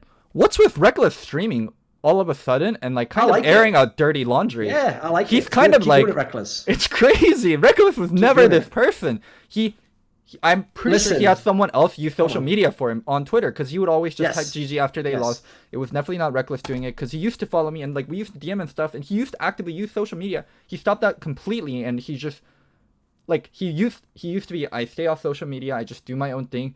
He's streaming and like airing out dirty laundry. Like, what do you want me to do? Like, I was fine. I'm not gonna go. He's saying stuff like, I'm not gonna blame people, but I think I did my job. Of course, I messed up at Baron, but I did my job. Like, what the fuck is going on? Like, it's one thing to stream when your team is winning, and like to start streaming when your team is winning, and like enjoy the success of it and enjoy the viewership. But this feels really fucking weird. Your team is like in the dumpsters. Like, there's so much fingers pointed at your teammates, and I don't know what's going on. Like, what do you guys feel about this? Yeah, but that's why I think Reckless did that, is because, like, this is the problem. The reason why normally if you're in a top team that loses a few games, you don't say anything, is because what's the upside, right? If you say something, you're only going to risk, like, pissing your teammates off, making fans get angry at you. The problem now is this, Loco.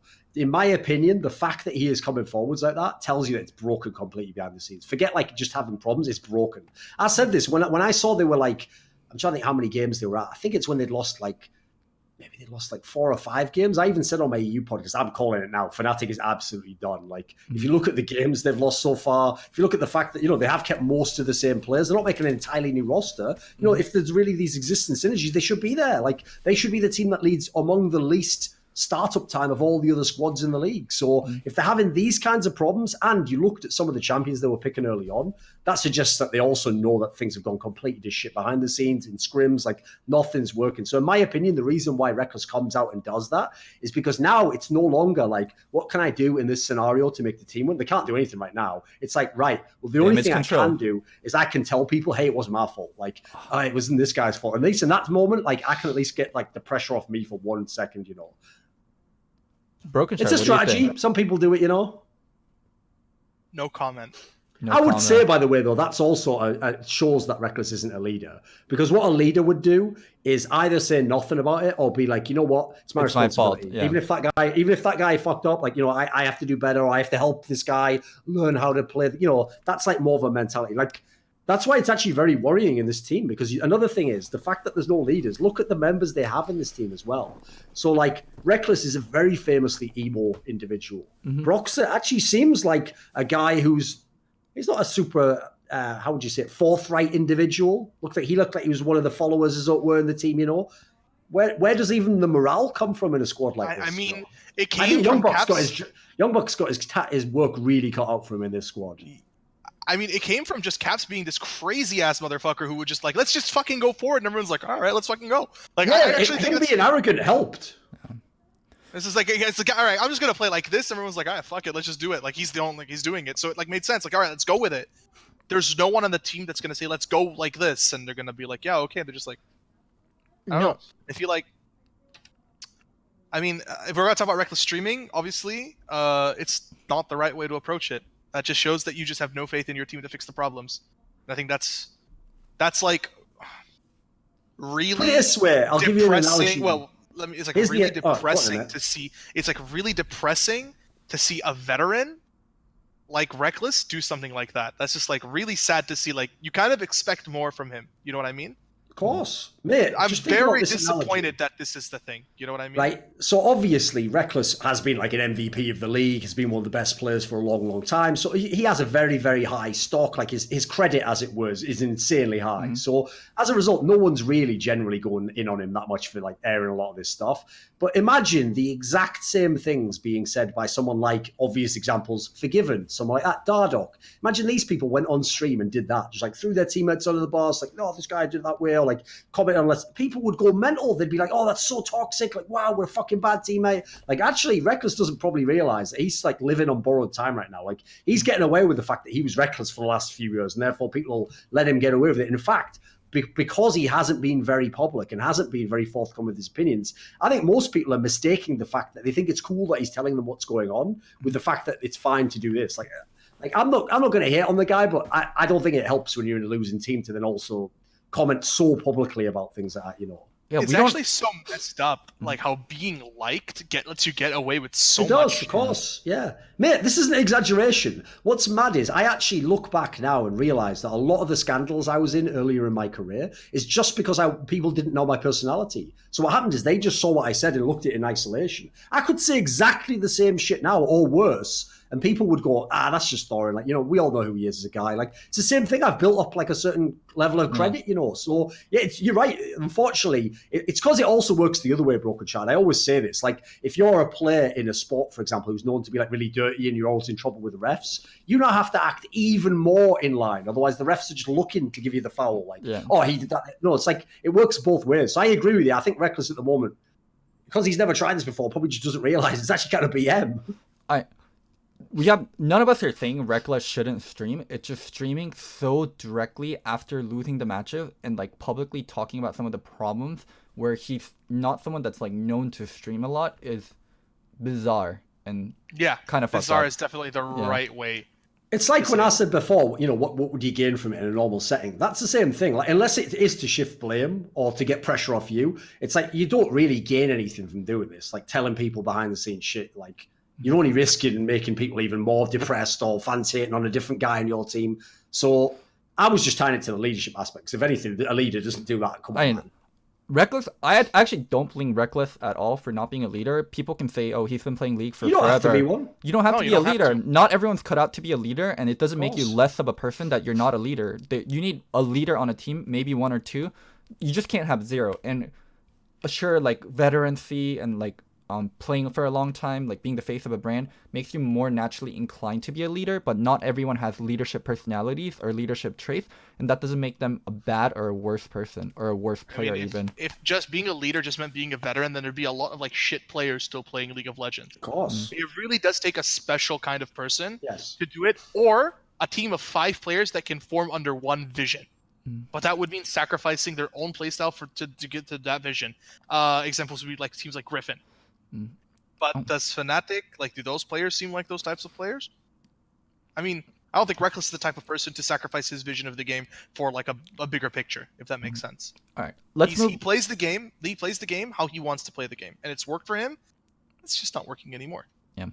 Let's move on to another team that kind of connects with Fnatic, Misfits, because of the whole SOAS thing. I mean, the big thing we need to talk about first is Jesse's not getting fired, getting downgraded, whatever you want to call it, getting demoted.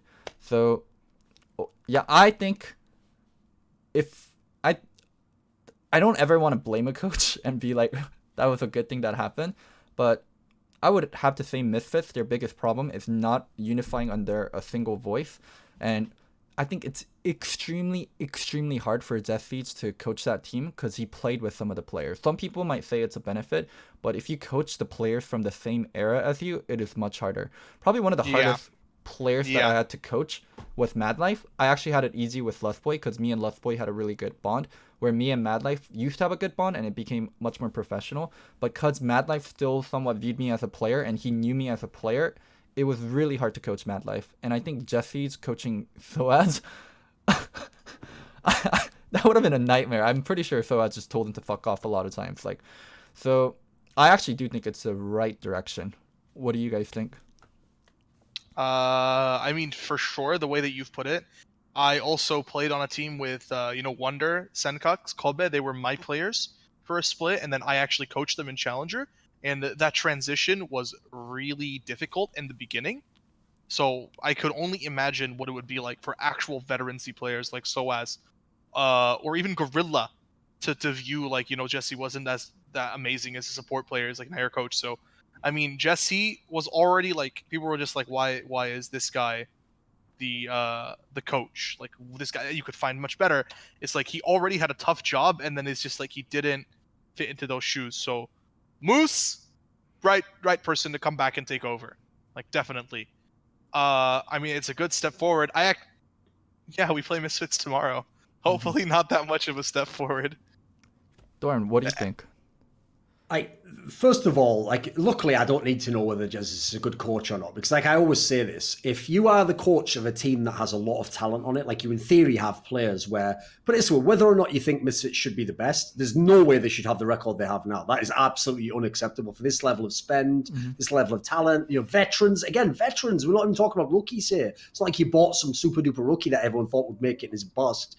Every player here in theory is proven quality. And in fact, potentially on a world-class level. So if that team doesn't play well, either you are a bad coach, in which case you should be fired, or it's not the right players for you, in which case there's no point keeping you if you've just bought all these players. You're not going to change half the team. You're more likely to change the coach. So logically, it just doesn't make sense to have you in this team. Maybe you're a good coach, but it's not with this team. Put it that way.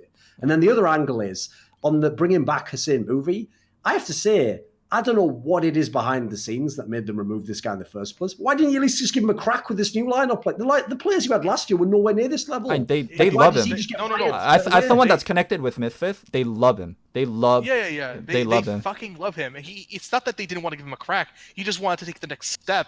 He became like in a management. And I think that's something that's fair to do. Like, of course you can do that, but bringing him back is obviously the right choice. I guess they just basically it was like that concept. Have you heard of it, Brokenshard, called the Peter Principle? No, I've never heard of it. The concept is in companies, if you think about it, it applies to almost every company you'll find. The problem in companies is when you do your job really well, they promote you based on how well you did the job you're at now, right? Well, the problem is if you do your job really, really well and they promote you, logically, most people in the company are going to get promoted out of the jobs they're really good at until they get to a job that they're not good enough to get promoted from, and that's where they're going to stay. So you actually end up with mad inefficiency throughout the company as a result. Because the guy who should have stayed, is like the regional manager, becomes like the manager of the whole company, and then he fucks up that job. So it's like in that scenario, because he did a good job as coach, they've given him a higher spot, but who knows if he could even do that job. So I guess that makes sense to some degree. I don't think it's a diss that. I don't even think we can say he's like a bad manager or whatever he got promoted into. His replacement didn't do his job, so he's getting brought down. Yeah, I think that's it. It's definitely you've shown that you can handle this level of responsibility. Let's give you more responsibility and give you the chance to do that. I think Hussein, if we're talking about specifically with Hussein, right guy for the job. I think he's really smart and adaptable. But I can get what your point is. It's you're so good at doing a job. Why don't you just keep doing it? Yeah. He wanted to try something new, and I think fair game to him. And I think I don't know if he's doing a good job. I'm assuming that he's doing a good job. But the problem is not Hussein. It's the replacement didn't fill his shoes properly. So like Loco said, and they said it's just temporary for this spring before they solidify everything. But no, once you demoted Jesse's, and once you said Jesse's is incompetent, Jesse's cannot do his job, Jesse's stepping back into that role, it's fucking over. The first crack of things failing, just give us Moose again. Why do we have Jesse's? Moose came and fixed the problem. Why do we have Jesse's? It can be 100% not Jesse's fault, and it's still going to be problematic for him. Yeah. I mean, it's over. I guess it's not temporary. I guess you're used to it too. I mean, no offense. Yeah. No, with but TSM, when Reggie came in and. That's been a constant problem on TSM, coaches always getting overheaded. I mean, even in the double lift thingy, or the double lift thing that Doran did with Double, Double talked about TSM coaches getting overheaded and Andy having more power. That wasn't me exclusive. But yes, once you get replaced and once you get deemed as this person's the head coach, you're not the head coach. You can never do it again on that team. Put it this way, the best example, obviously, would be when they lost to Rogue last week. If you put those two rosters on paper and you tell me that the Rogue one is winning, I'm going to be what happened? Did the Misfits guys trip over, break all the hands on the way to the booth? Poisoned? What was, knocked, gas released inside the booth? What's going on here? I see a lot of greed from Misfit players. A lot of greed from Misfit players. Not greed as in give me all the money, but I want the counter pick. I don't want a blind pick. I want the winning matchup. I don't want to be in the losing matchup. And that's 100% natural for players. It's just as a coach, you have to be we're going to need to blind pick some champions. We're going to need to have some tanks and some losing matchups so the other sides can carry. But they try to get the best of everything, and I feel the players with lesser personalities get shoved into blind picking and get shoved into taking the tanky and the losing matchups, where it should be the role that is most suited for takes the losing matchup. If Urgot and Sion are up, then that's where you blind pick, and that's where you give the losing matchup to. If there's a really strong support that you can blind pick early, like Alistar, then you take Alistar. And then if you get an OP pick early, like let's say a Cassiopeia or another OP pick, then you build around that pick and you take losing matchups to support that pick the best. And Misfits seems so fragmented in draft and so fragmented in how they play the game, and I do think a good coach can help Misfits a lot. Hopefully not too much, because I still need to win tomorrow. Hopefully not too much. Oh, and by the way, one thing I did want to say is, like, actually seeing this particular lineup makes me really wonder about how people have rated Maxlaw for the last few years. Because when Maxlaw was at his absolute best was obviously when they had the Power of Evil lineup. Mm-hmm. And then last year it was a bit middling, but they were still a solid team at times, you know. And then this lineup, his best lineup he's ever played in. Look at these fucking players he's playing with: Soaz and Gorilla, and even Featherman's a very experienced player. And he looks at his absolute career worst.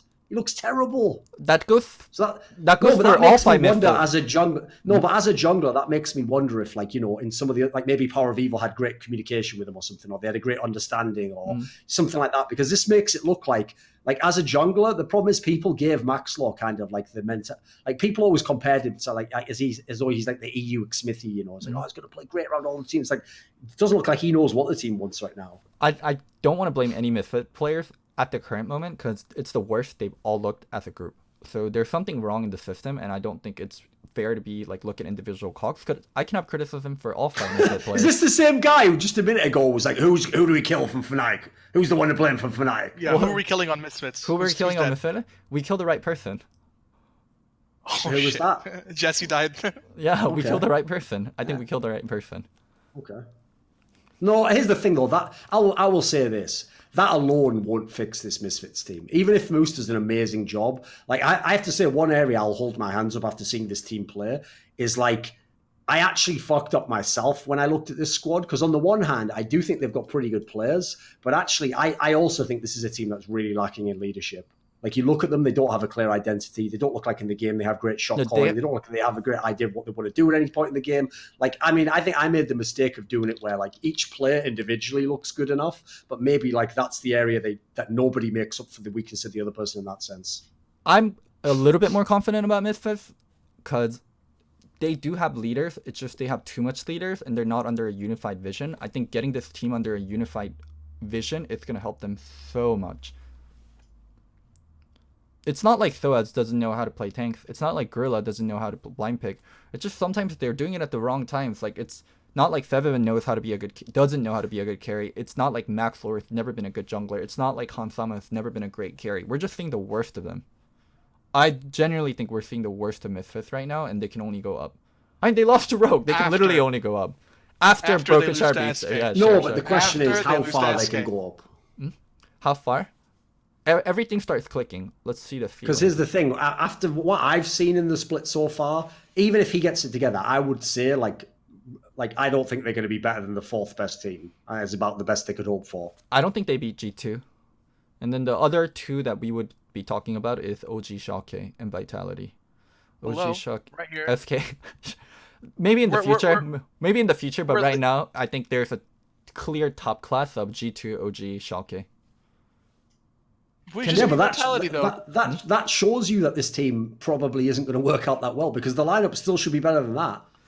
Can they break top 3? I think that's the big question we need to ask. It seems unreasonable. They're 4 and 6 right now, probably not. I mean, I think obviously we're going to go up. Splice is going to kind of stay where they are, maybe go down a bit. Their major contenders are, below them is Fnatic, Excel, and Rogue. And they're 1 game off Fnatic, by the way. Okay. Like, in terms of difference. Let's remove FK from the equation because you're not going to be unbiased for it. Do you think they can break top 3 of OG, Schalke, and G2? It's like G2, Schalke, Vitality, Origin. Yeah. Top 3, 4 in my opinion. Mm-hmm. No, I don't think so. What about you, Dorn?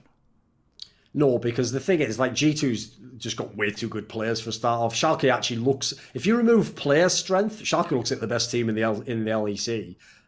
Origin looks like they're getting better and better. I could see them potentially competing with Vitality, because I actually think with the way Vitality play, they're due to lose a couple of the games that they win at the moment. So I think that they could be kind of like around their level, kind of even, but that would make you tied for 4th place. So that's when you consider, like I said, the spend of what they had with this team and the players they've got in the net, they should be better than that. Like, your expectation has to be to contend for the title, right? Yeah, I think. Of course. You guys are right. They probably can't break top 3, and they're competing with Vitality for 4th if everything clicks. Like, here's the good news is this: when you've got this many good players, what you do is you try the split. Maybe you even ride the summer split out and do that thing that teams do where they ignore the player problems and just go like, we just need to improve and work on it. But here's the difference: if you just make one roster move, I don't know which it would be, but like one roster move could make the whole team amazing. You can't say that. You have to pick one. Which one would you replace? Which is the one? No. I mean, you could make almost any roster move and make this. Where would they get the most benefit from replacing? There's two ways I would do this. I would either get rid of Hans Sama because I think it's a waste of time to have Hans Sama in a bot lane with a Korean. Like he's not known as a vocal AD carry. I've always thought he was a bit overrated as an AD carry anyway. So there we go. If you put I can't steal players that wouldn't leave, but if you could put like Upset instead of this, or any really good AD carry, immediately I think would make them way better. Another option would obviously be, this is tough because he's been the long-time member, jungler. We were talking earlier, like if the self-made guy from SK was in this team would already be top 3 mate tomorrow. Brokenshard, where do you think they could upgrade the most? AD carry. AD carry? I think Hansama is a great player when he's being played around.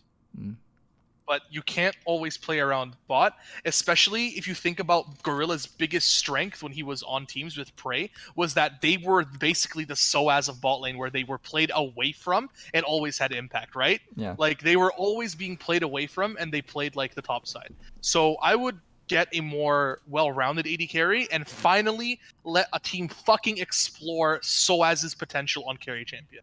Like, for the love of God.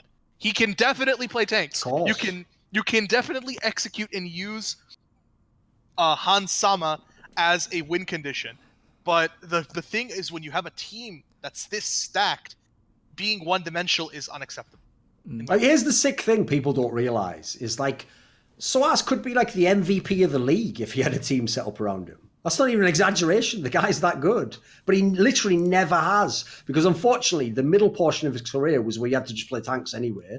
And then the one time he had a chance to play carries, they had this rookie whose whole thing was playing carries who they just put in the game instead. So I don't blame his career. It didn't make logical sense ever. But yeah, anyone who thinks he actually should only be on tanks and bruises, no way. Yeah. If anything, the guy's versatility should be used properly. And with Brokenshard, it's not that you only put him on carries. The idea would be he would be a player where you'd have no way of game planning against him. Because if they could play through top like that, he can play any carry. So what do we ban? Do we ban out or do we let him get exactly the tank or bruiser he wants? That would be a nightmare scenario for your opposing coach. It's the G2 you can have the team to make it work. There's too much power. Yeah. But the thing is that Misfits have put together a roster of a lot of players, but that it still ends up being slightly one-dimensional. It's so sad. I actually agree with you guys both. I think jungle and AD carry are the roles they could upgrade the most from, and they could get the most benefit. And these are the actual long-lasting Misfit players. These are their original players. Right? Yeah, exactly. That's why I say it's unlikely they're going to do it for summer, even if it goes badly this split. You probably just ride it out, wait till the end of the year before you make the move. Let's go to Vitality. But the reason why I say that is a bright spot, though, is because with a lot of other teams, you'd have to tear the whole team in half or start over again. But that's the thing. There's enough quality here. It might only be one piece that changes, and it makes the team way better, If Moose doesn't fix things in spring, I do think that we'll have a roster swap. I think this roster, there's way too much sunk cost for them to not try to push for Worlds. So I could see them actually picking up another big import or buying out a player because there's already so much sunk cost, and the only way to recoup it is invest more and go to Worlds. Recruit Dardoch. Buy Dardoch. It's his time. Bring an NA player to EU.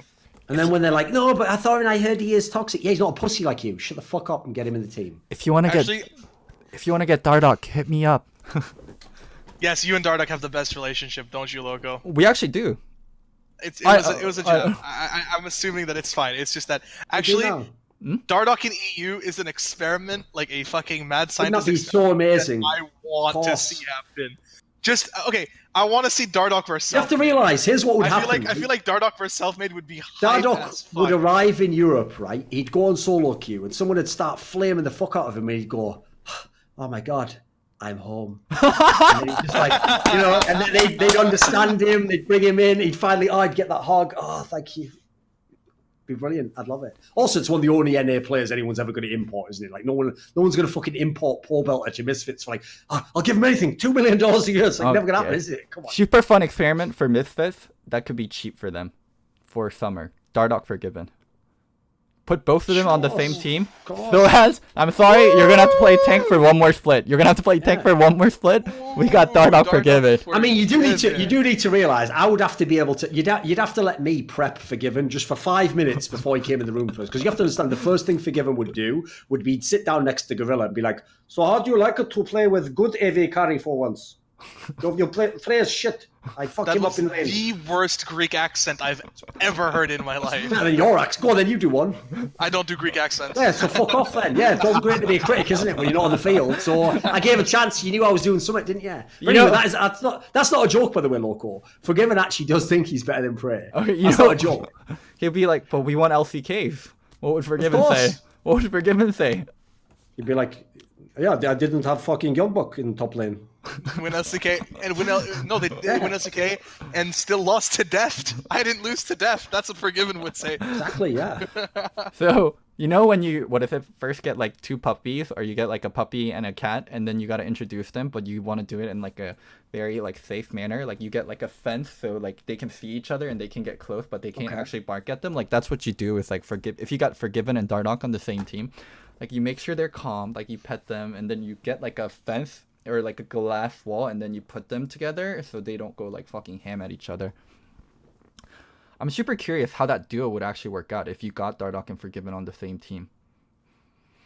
Well, the key thing with players like that is sometimes it actually works out because they have like shared connection in that sense, you know. Like that's why it didn't ever surprise me that Doublelift and Bjergsen was an amazing team, because they both just had spent like the year before just hard carrying their team, and they're like, actually, I kind of know what you've been through. Let's fucking just own the league. Let's go. But like they're both leadership figures, like working with one another. These are not leadership figures working with one another. Doublelift definitely wasn't a leadership figure at that point in time, mate. I don't care how many times people try to gaslight the fuck out of me. Definitely wasn't. Okay. Well, they're both players. It's very different, like where Doublelift and Bjerg had in common and what Forgiven and Dardoch's going to have in common. Yeah, it was an analogy. Also, you know what's different about them? One's called Bjergsen and the other one's called Forgiven, and one's called Doublelift and one's called Dardoch. Do you notice that difference as well, Loco? Did you nail that one? You know what? No, they don't even look alike. They're not even from the same countries. In fact, you know what, Thorin? They share almost nothing except the one thing you were making that analogy about, you moron. Wow. Anyway, now that we've made that a brilliant point, let's move on, because we've already literally ripped apart the whole Misfits roster. So Vitality? Someone else now. Vitality. Yes, let's talk about Vitality. So I hate this team. This is the portion Brokenshard, right? Where I've watched a lot of podcasts. I've noticed. I know the formula here. What you're supposed to do now, Brokenshard, is even though Vitality wins fucking tons of games, they beat loads of really good teams, everyone in Europe is actually mandated that they have to downplay them, explain why all the wins are flukes, and just generally mad hate on them. So, are you actually someone who likes this team? Are you going to follow the trend? Are you going to hate on them, or do you actually think they're good? I like Vitality. I think they're a good team. I'm not just saying that because we beat them, so it enables me to say, like, hey, I did something good for once in my life. They're good. They're really good. I actually really respect their philosophy about the game. They just play mega aggressive. They're a team that really likes to play around prios, and I think that like shows in the philosophy that they're being coached, and I really like that style for them. I think they're a good team. I don't think it's a fluke that they've been able to play so high, do well at Worlds, and still be good now, only to lose to the superior drafting mind that is me, of course. But that's just how it goes sometimes. I think they're a good team. I think they have good players. Jack Troll is inconsistent as fuck, though. I would say he does get caught quite a bit. Oh, I love their AD carry. Their AD carry is so fun. The Attila guy, Attila's great. Yeah. Yeah, but here's the problem, right? Like, I will say, just as a caveat at the beginning, I actually think it's very, very stupid when fans say that if you trash talk, but then you lose to the person, that like you shouldn't have trash talked. It's like, that's not what trash talk's about. Trash talk's actually the idea of like, we're really competitive and like, let's fucking go. It's not about like you were right. So for example, the player who is worse in the scenario it's not that he's not allowed to trash talk. No, he is, of course he is. Like, you can trash talk if you're the worst player in the league. So I'm not saying it in that sense, but I will say this. Like, the idea that guy trash talked, unless he was doing it for fun, because here's what worried me, right, is when I saw him trash talk, I think he believes that shit. I think he actually believes he's one of the best. I love him. And if he goes, he is absolutely fucking delusional as fuck. Like, he is no universe in which he's one of the best AD carries. Well, he doesn't have to be. He can believe it and he can talk And if he wins, then more power to him, and it ups the stage for him. I didn't even know who his name was, what he did, Attila. Like, I didn't know anything about his personality. Now I'm suddenly if I had to super replace invested a into player tomorrow on that team, he's the one who's gone like that. Everyone else in the team actually is good or decent. Like, he's easily the most replaceable player. You know what's the funniest thing about trash talk though? It's like, let's say me and Loco trash talk each other, right? We're both players in the game. I beat Loco again, and like we trash talk each other, and then like fans will go and be like, "Yeah, Loco, you fucking suck." I'm like, fans, what the fuck did you do? I beat him, not you. Like, why the fuck are you trash talking him? Like, I see so many people trash talking us. Like, yeah, you fucking sit back down in your fucking chair. You're like, what the fuck are you talking about? You didn't do shit. It's getting invested into it. You sat there and you watched someone else beat him. Like, what the fuck? What horse are you riding? You were hyped for that game because of that trash talk. It's not his fault. He just made you happy about Here's that the thing, right? The difference is, if you trash talk in that scenario, at least you had some skin in the game. Like, you could look silly if it went badly. As you're saying, all the fans do is just literally... There's like an old quote, I think it's by Hemingway, that like the critic is like the man who stands around on the outskirts of the battle, watches everyone get shot, and then just comes in and shoots all the people who aren't dead yet. Like anyone could just wait till the end of the game and look who did the worst and go, he fucking sucks. It's like, yeah, well, what do you... He has no way of winning over you, does he? Like, I'll fully say now, if I ever trash talk players, if the player gets mad, I would just tell him, listen, mate, you are realising, like, I'm not a fucking player. Like, I wouldn't take what I'm saying seriously. Just, if you think you did fine, don't worry about it. I do it for entertainment. In fact, I don't actually think that I'm better than the player in any context. I love it. And the whole reason, like, the fans, like, jump on other people is because they're emotionally invested, and that's perfectly fine. And that's what we want. That's exactly what we want. Like, for fans to be emotionally invested with us, for fans to, like, up the wager. Like, so I love it. And I have no problems with fans like dogging on the person that lost or dogging on like whoever got trash talk. Just don't go overboard. Like, don't say you're gonna kill their mom or something, or like they're worthless, cancer, like that kind of thing. Like, can stay away. But like, because fans react that way, that's why people trash talk. And that's why it's fun, and that's why we love it so much, and that's why we wish there was more trash talking in League. Going back to Vitality, I hate this team. I absolutely fucking hate this kind of League of Legends. I understand it's the best way that this team can play, and it's probably the best way to get results out of this team. It's probably the only way they could get these results. Yeah. Personally, not the biggest fan of it, and I also do think, like, this kind of League of Legends really limits growth in certain manners and also prevents you from learning and doing things the right way. Go ahead. Like, the thing is about Jizuke, right? Mm-hmm. About how he is as a player. It's just something that what Pirayan told me. Like, Pirayan talks sometimes, he's like becoming more and more confident with talking and like saying things. When I asked him what it was like to play against Jizuke, he's like, this guy fucking crazy.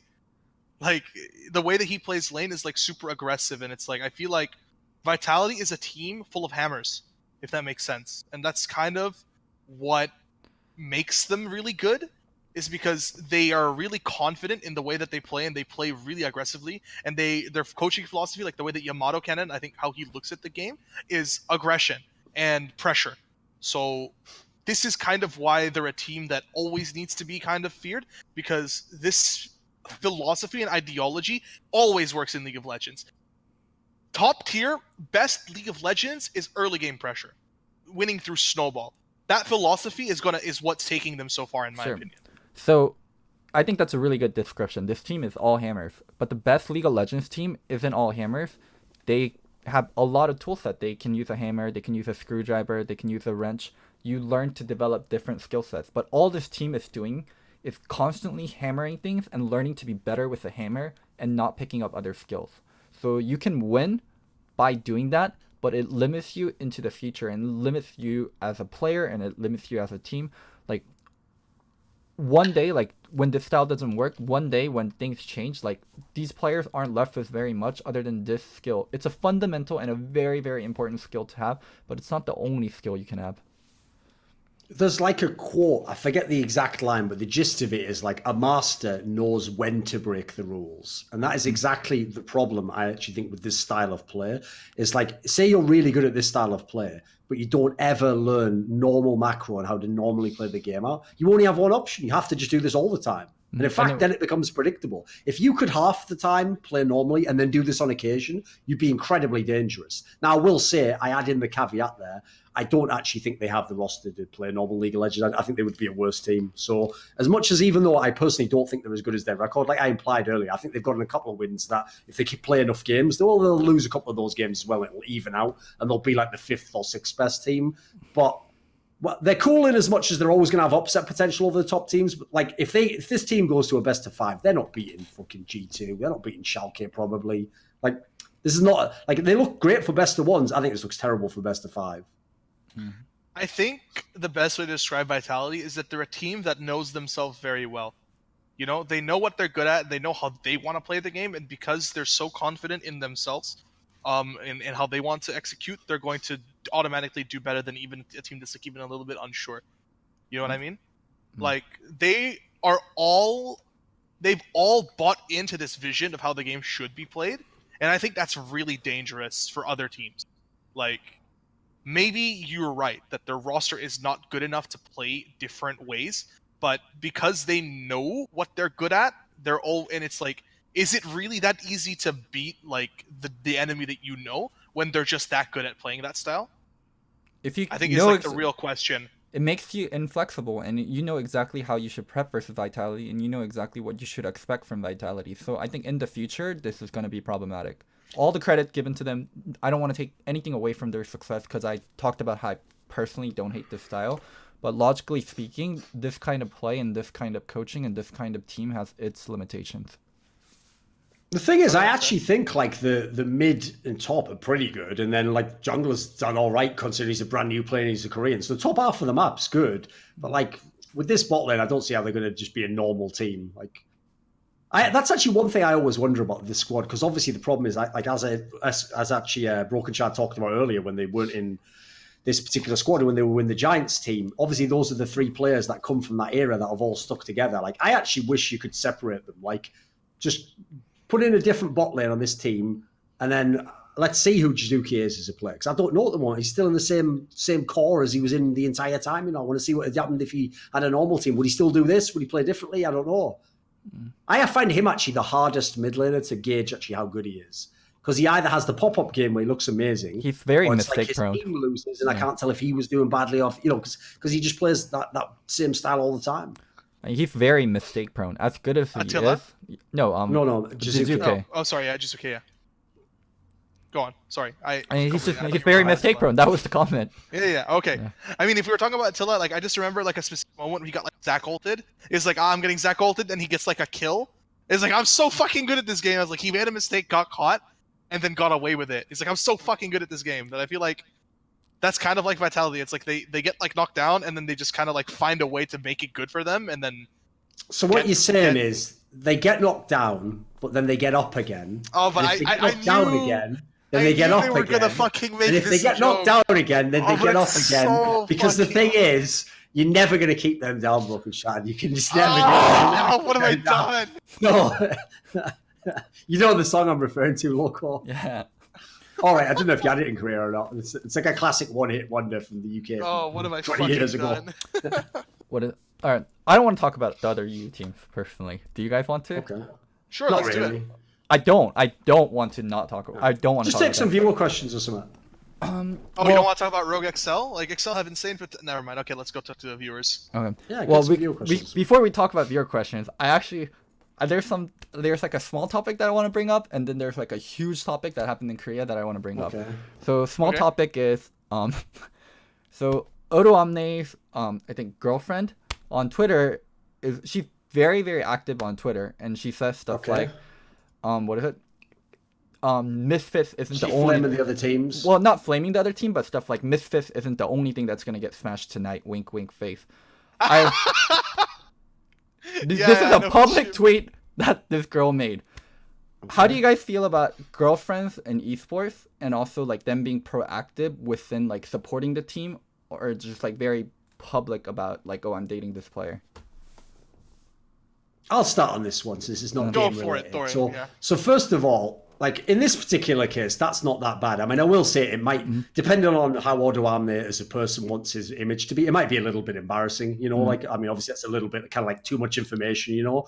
So I don't think that's the end of the world in that one. Maybe they just have a similar sense of humor and he doesn't mind, you know, that's not that bad. I will say though, the type of girlfriend, and I'll tell you immediately who I'm thinking of, Brokenshard's going to know what I'm talking about here, is Hjarnen's girlfriend is the most ridiculous example of this. Like her Twitter account, she's known everyone knows who she is. They know that that's Hjarnen's girlfriend. Mate, she would literally shit talk opponents and any analyst who like criticised Hjarnen for, guess what, not being a really good AD carry, like being an okay AD carry. She would just mad shit talk them. And she was just going in on them completely. And first of all, I have to tell you, like, it's convenient. It's actually unfortunate we didn't used to have this show back then, because sadly I never got my chance to actually get the flame. Because like I told you before, Loco, if you come at me, I'm your Huckleberry Sunshine. I fuck her up. See that, but you know, sadly that time's gone. He's not in the league anymore. So that type of girlfriend is really bad, because I mean, as you've seen, that just gives everyone a bad look. And the problem there is you're giving a player sort of a bad rep when he isn't even doing it. Like, he's not the one doing it. And by the way, for anyone who says like, just tell your girlfriend to shut the fuck up, like, we're not really allowed to have those opinions anymore. I don't know if you've noticed what the past 50 years was like. You can't just be like, shut up, bitch. Like, that's not really acceptable nowadays. So she is her own person. Like, you have to allow her that. So I don't really know what you do in that kind of scenario. Like, I felt embarrassed for Hjarnen's reading those things. He was just going to get really bad fucking rep, isn't he? So, and by the way, that even happens in sports. Like, I don't know if you know this famous example, Loco, but do you remember the year that the Warriors lost to Curry mom. It's rigged. It's rigged. Or Curry's wife. Like, Aisha Curry. Yeah, well, she just called out the refs on Twitter. Like, that's, like, again, it's the same thing. Like, obviously, it's up to her what she says, but that was such a bad look for Steph Curry. You know, he didn't even do it. Or money or something. I don't know.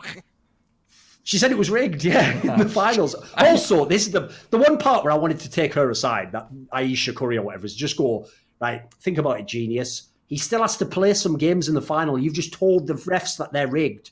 What do you think they're going to be really kind to him now, you dumb fuck? They're even more likely to call a foul against him now. He's going to get a break, maybe. The problem is, if it's rigged, like, as a Warriors like supporter or a Warriors family member, you do not want to talk about NBA being rigged. That is not the position you want to take. You want to be like, NBA is fair and square.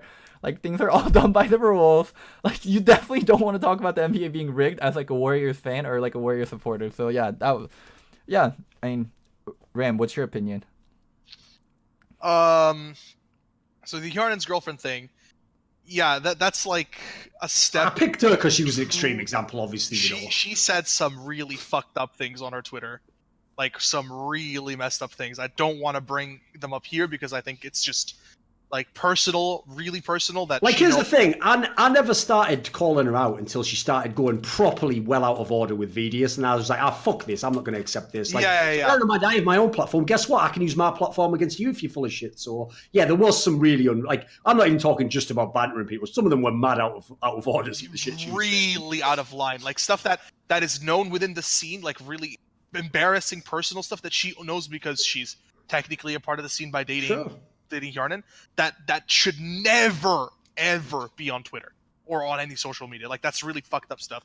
Now, I mean, like, if I was a player in that, I would be a little bit embarrassed, but it's also kind of funny. I'm also really liberal about how I use my social media, so it wouldn't bother me too much. Sure. I think it depends entirely on how you want to be viewed on social media. If you don't think it's a problem, then all to you. But I could see, like, why it's maybe a little bit bad. It's more, I think it's funny because, like I said, I don't necessarily take my social media like too seriously. I don't think everybody needs to. It's more of a personal thing. If Odoamne's fine with it, I mean, Odoamne's a very good-looking guy. He's very well in shape, and obviously they're a good-looking couple. True. Why not flaunt it? You know, like, why not flaunt, like, hey, like, I'm good-looking, my girlfriend's good-looking, we're a good-looking couple. Yeah. We have sex. Exactly. You heard him. We have sex. SEX. Ryan's gonna be like, this is unacceptable. Exactly. I mean, yeah, but I mean, it's just like, we're all adults here. Like, are you really going to try to say, like, oh, I am a pro player, I have a girlfriend, we don't ever have sex, this never happens? But you guys, they're not married. Till marriage. Premarital, I mean, of course, premarital married, coitus right. is a sin. Yeah, but I mean, God does not approve. You go to hell for that. He does. I asked Foggen about it the other week. He said it's fine. He said smash. They'd knock the bottom out. Like I would in mid lane if I was playing Carthus. I hope they went to church afterwards, and I hope they prayed for their sins. They prayed for forgiveness. Okay, my personal opinion. I actually have no problem with it, and I thought it was hilarious that she tweeted that. Yeah, I thought it was funny. I never heard about the whole yarn and girlfriend thing. That's fucking crazy, like a girlfriend saying stuff like that. Yeah. So, as a coach and as a player, like I dealt with crazy girlfriends that were not my own. And like them being like, oh, why aren't we playing this champion, or why are we doing this? That is the best, yeah. Been there. Actually been there. Where the girlfriend is like, you should be drafting this. Why are we doing this? I'm like, holy fucking shit. Oh, but I'll give you a very quick example. I actually outed this in Overwatch, because in Overwatch, in the early days of Overwatch, there was a team, NRG, which had the most popular player on, Seagull. Mm-hmm. And literally his girlfriend was not only sitting in like TeamSpeak while the server was like, while the team was in there, and saying mad shit like, oh, why were you doing that in that game there? But also then privately, she was just like discussing like, I think we should move this guy from the team actually. And it's like mad stuff like that. Like, what the fuck? This is just your girlfriend. Get her out of here. Because the problem with that is, when they first come in, you're going to be polite and be like, oh yeah, well that's interesting, yeah, but we're going to have a talk about this. She was just like taking over, and she was also unfortunately listed like the manager of the team as well. So that's like the worst example of what can happen, obviously. And the good example is maybe she's great at her job and she becomes Lena and she becomes president of TSM. That's a good example, but that's a fucking rare example where the girlfriend is also very capable. Like going back onto it. Like, as a girlfriend, I think you can publicly support your boyfriend. I mean, you can honestly do whatever. You can flame the coaches, you can do whatever, but think of the effect, the negative connotations it might have towards your significant other. I think that's the big problem. I don't think there's a problem with girlfriends or wives or family members voicing their opinion. It's a negative connotations that follow to your boyfriend or your son or however you're related to that person. That's the actual problem in itself. I mean, as a coach and also as a former player myself, I've had to deal with crazy girlfriends, like my own and of my players. And I've also had the pleasure of dealing with girlfriends who totally just like got it. You know what I mean? Like my academy player, Frenic. I mean, this is an example of a girlfriend who really gets it. He has a girlfriend who's been with for almost a year now, and she came to one of our boot camps. But when she was in the room when we were training, she was a fly on the wall, not disruptive. Understanding of the long practice times, didn't cause any problems, doesn't get in the way.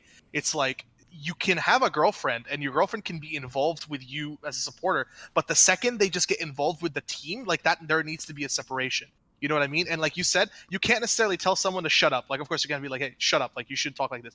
But if you want to date a pro or you want to date someone in the scene, you need to understand that you're also going to be held to a certain standard. Like your actions do have influence on like how your partner is viewed. Like there needs to be a certain level of understanding. You know what I mean? Yeah. Dorian, any final thoughts before we move on to a different topic? I have a crazy topic for you guys. I guess the only thing I was thinking of there was when you actually brought up Lena. I will actually say this one thing. I will actually give Lena props because people don't know this, but she actually was the person who, in theory, mended the relationship between me and Reginald, because she actually reached out to me and was like, would you be open to doing some sort of content with Reginald if he was in? And I was like, if the circumstances made sense, like I had control. So actually, I believe it was actually her idea that fixed that scenario. So I think she actually convinced, because the thing is, if you think of her job within TSM, she understands the concept of influencers and the fact that you want to have like positive PR. I think she's actually the one who figured it out and basically told Reginald, like, let's fucking fix this shit. So props. Okay. So crazy. And she's also straight fire, so follow her on Instagram. Oh my god. Holy she has the Instagram for a reason. She doesn't have the Instagram so like the fucking church leader can be like, oh, brilliant, I like the way you were worshipping God in that picture, like praying. Like, no. I thought the funniest shit is scrolling through Twitter and seeing just a girl in a skimpy bikini and it's like Thorin liked. I'm like, oh god, Thorin, what are you doing? Thorin, you could be her dad. You could be her dad. Listen, I would have her call me daddy. You can best believe that. No! Sat on my fucking knee with pigtails on and a little schoolgirl's outfit. Whatever. You know where I'm going that one. Oh my god, Dorian.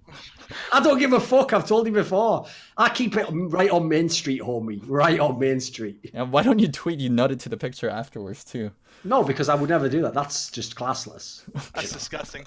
You would DM her. You would DM What the fuck is wrong? I wouldn't DM her either. Here's the other thing, mate. Why have you noticed how He's right. You know, I've retweeted 1 million girls like their photos. Where's all the scandals involving Thorin? Where are those? Maybe you're never going to hear one, mate. You'll never hear one, mate. Okay, I don't want to go on this any further. Exactly. Tell me about this. Tell me about this crazy Korean thing, Loco. Let's go. Do you guys all know who Flash is? Flash? Yes. The StarCraft player? Yeah, so he's the best StarCraft player of all time. Imagine Faker, but if Faker was good from the start to the end of League of Legends. That's who Flash is. And there's this huge scandal. Absolutely fucking huge. It would be even bigger if StarCraft 1 was super huge nowadays, but I'll explain the gist of it. So there's this most famous male streamer. So there's a lot of male streamers in Korea that just are basically like cam dudes. They don't show dick or anything, but they'll invite girls over. They just do like silly pranks and stuff. And they'll like interview girls, and they'll basically talk to girls, and they'll make it entertaining. This very, very famous racing model. She used to be super famous in 2010, 2011, 2012. And by the way, for people who don't know, racing model is like the hot girl who goes to like the trade car show and she like poses in like a bikini next to like the Lamborghini or something. Just import models basically. Yeah. And she calls this male cam guy, and then she's like, dude, I really need to talk to you. Like, there's something that we need to like be honest about. And he's like, wait, what the fuck? Are you drunk? Like, why the fuck are you calling me? Are you drunk? And she's like, I drank, but I'm not really drunk, and I really need to say this. And then he's like, okay, what the fuck? And then she's like, can I come over to your place really quickly? I know you're streaming, but I really need to say this. Like, I'm really fucking upset. And he's like, dude, if you're fucking talking out of your ass, like, I'm gonna fucking delete you from my life. Like, what the fucking is going on? And then so she comes over, and then she says it. You know, back in 2010, me and Flash used to date, and I was pregnant with this kid, and I got it aborted. And it was fucking crazy. It drove like Korean, the whole Korean scene wild. And this story sounds made up, though. No, it's not made up. It is not. It's a real story? It's a real story. So reporters reported on it. Reporters from FOMOS, other Korean outlets reported it. And there became all these like little things that popped up, like a 2012 post of someone saying, oh, I saw Flash in a racing model at a convenience store. Like, they were all just giggling, and people thought these were rumors and stuff. And like, it drove Flash insane. Like, Flash immediately stopped streaming, and then he said, I'm going to the bottom of this, and I'm going to recover this. And so the truth that came out was this girl and Flash did used to date. The truth regarding like if the abortion happened or not is still up in the air, but she apologized. There's never going to be any proof for that, is there? She admits it, basically. At first, she was like, I'm going to bring the papers. Like, I did have this abortion. Like, me and Flash we were longtime lovers. I can't believe he would say shit like this. And yeah, I mean, I think it was yesterday where she apologized, and she's like, I'm really sorry for what I said. I promise I'll never stream drunk again. And then Flash came out today saying, yeah, we did used to date. I didn't even know about the abortion or if she was pregnant. She just told me that it happened, and this like my first time hearing about it. But fucking crazy thing like that happened in Korean esports, and it was like the only thing that people talked about in the last 2 days. Like, even on Korean League of Legends forums. I mean, I personally watched StarCraft, so I knew about it, and then I saw it on StarCraft forum. But I started seeing in League of Legends forums also. Like, absolutely. You know, one thing that makes me immediately think of though, Loco, is there is a weird thing in Korean culture where, like, because I would assume, this is my speculation, that because, you know, like, actual everyday culture is so uptight in terms of like the work environment and what's like at school, but like the second almost that alcohol touches people's lips, it's like they almost go out of their way to be crazy. Like, oh, I'm just drunk, so this is fine, whatever I'm doing now. And they act like weird. They almost act like twice as drunk as they actually are. It's bizarre. I mean, if you're oppressed, then you become extra. You know, like no, but you know what? Like the example I would give, and the reason why I know this is because there was so many times where if I met a girl on a date like that, like, even though she had not had much to drink, she might have had like that much soju, which, by the way, is like about like a shot and a half of vodka, nothing basically. It's because they wanted to sleep with me. They would literally just be like, "Oh, I'm so drunk right now. Oh man, I'm so crazy. I don't know what I'm doing." It's like, you're overacting now. Like, come on, man. You're not. You just had a tiny bit. But the opposite is, it's the excuse to act crazy, isn't it? So, like, was she actually like really drunk in the video? She was pretty drunk, but she also really wanted to say this, and I think she was going through like a hard time mentally. Like, she's someone that's rich. Like, she makes a lot of money. Like, she knew that this guy was streaming, basically. She wanted to get the attention as well. the thing is, like, this isn't like a nobody fangirl like holding on to like a relationship she had with Flash. Like Ryuji Hei was one of the most like hottest import models and like the racing models. Not hottest as in like facially hot. Like she was just super fucking popular in Korea. So yeah, I mean, for me personally, the story was crazy. I mean, all the chat is saying like the story was bad, but it is esports and it's something that like I'm vaguely involved with, like StarCraft. So yeah, I mean, I kind of wanted to get thoughts from like Dorian and Ram. Like, what do you think about this story, and do you think anything of this craziness will happen in League? Right, two things. One, thanks for the name. Got that Googled. Bookmark open the forever. Two, listen, it's literally her job. What are you talking about? I want her to succeed in her job.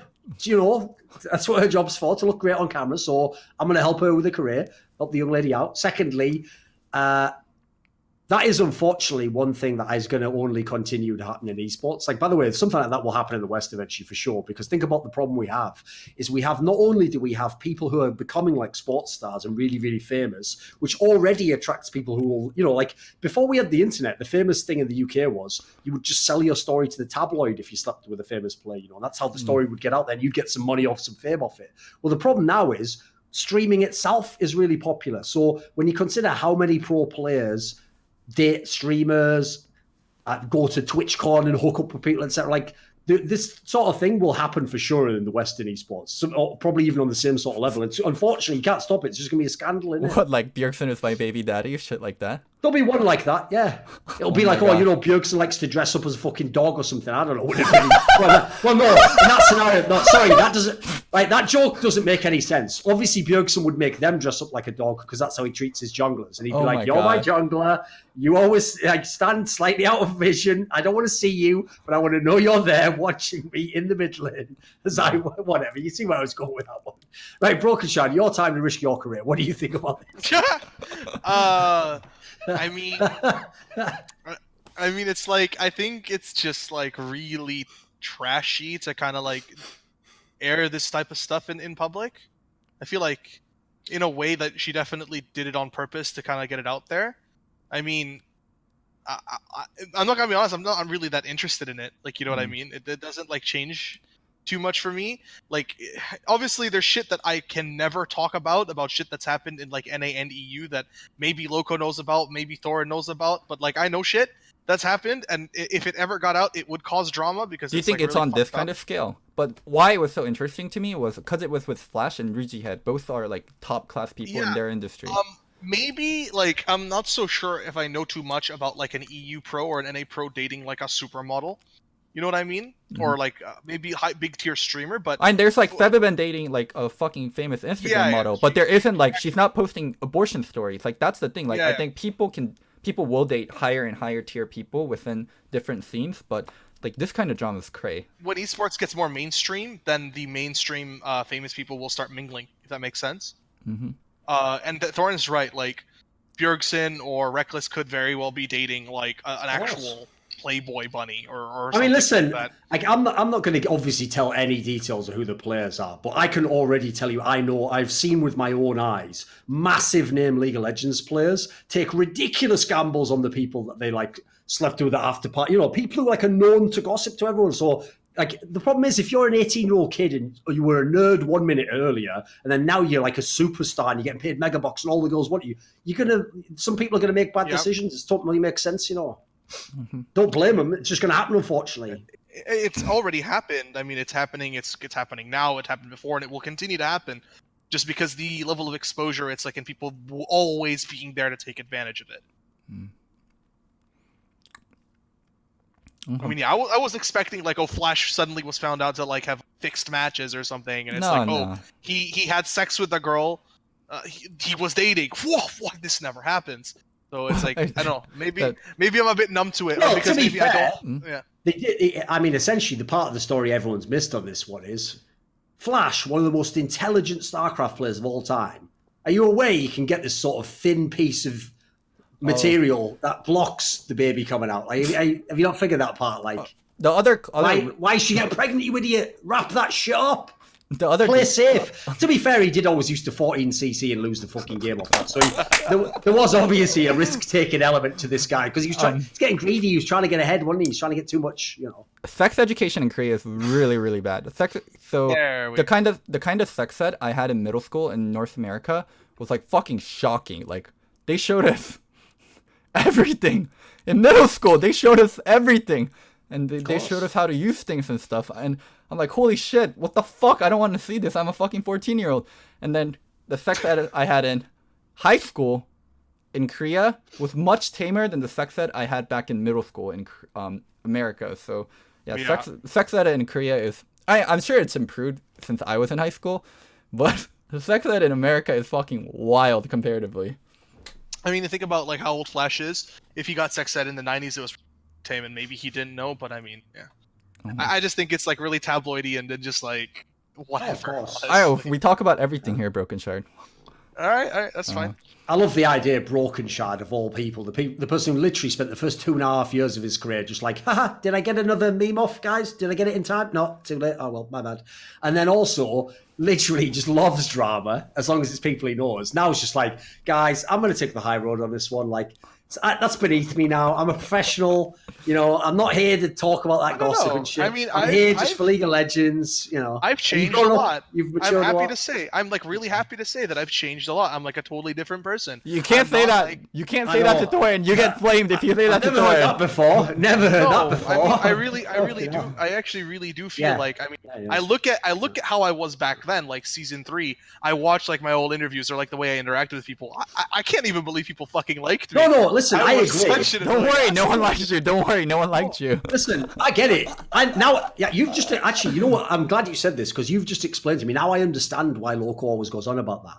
Because YouTube was so ridiculously bad. Like to you, any progress is like, look how far I've come. Like I used to be an 80% asshole. Now I'm like 48%. It's like, I can see why to you guys in context, that seems like you made a lot of growth. But all I'm saying is we've all got a lot further to go. Yeah, I mean, some more than others. I mean, yeah. Depends if I meet any of the TSM stuff, doesn't it? Maybe you can join me on the LCS LEC stage again someday, Loco. Someday. Oh man, I wish I had offers. I wish you did too, buddy. What is it? If anything you guys want to touch on, or we just end the show? I think it was good. Okay. Didn't you say you want to do viewer questions, or do you have to? No. No. I think we did over 2 hours, and usually we do viewer questions when the show is too short, or we set out a section for it. But I realized most viewer questions are fucking dumb, and it's like Brokenshard. Loco has a lot of morons following him, so Brokenshard. If Pearson played for SK Gaming, where do you think they would rank? Or Brokenshard, what do you think are the problems with TSM right now? Brokenshard. Or what do you think the problems are with Fnatic? Or what do you think the problems? Yeah, they're not good. Right, end story. Let's. Okay. Sorry, that's it. All right, GG. Cool. Later, thanks for having me on. I actually had a lot of fun. Peace. Thanks, boys. Later.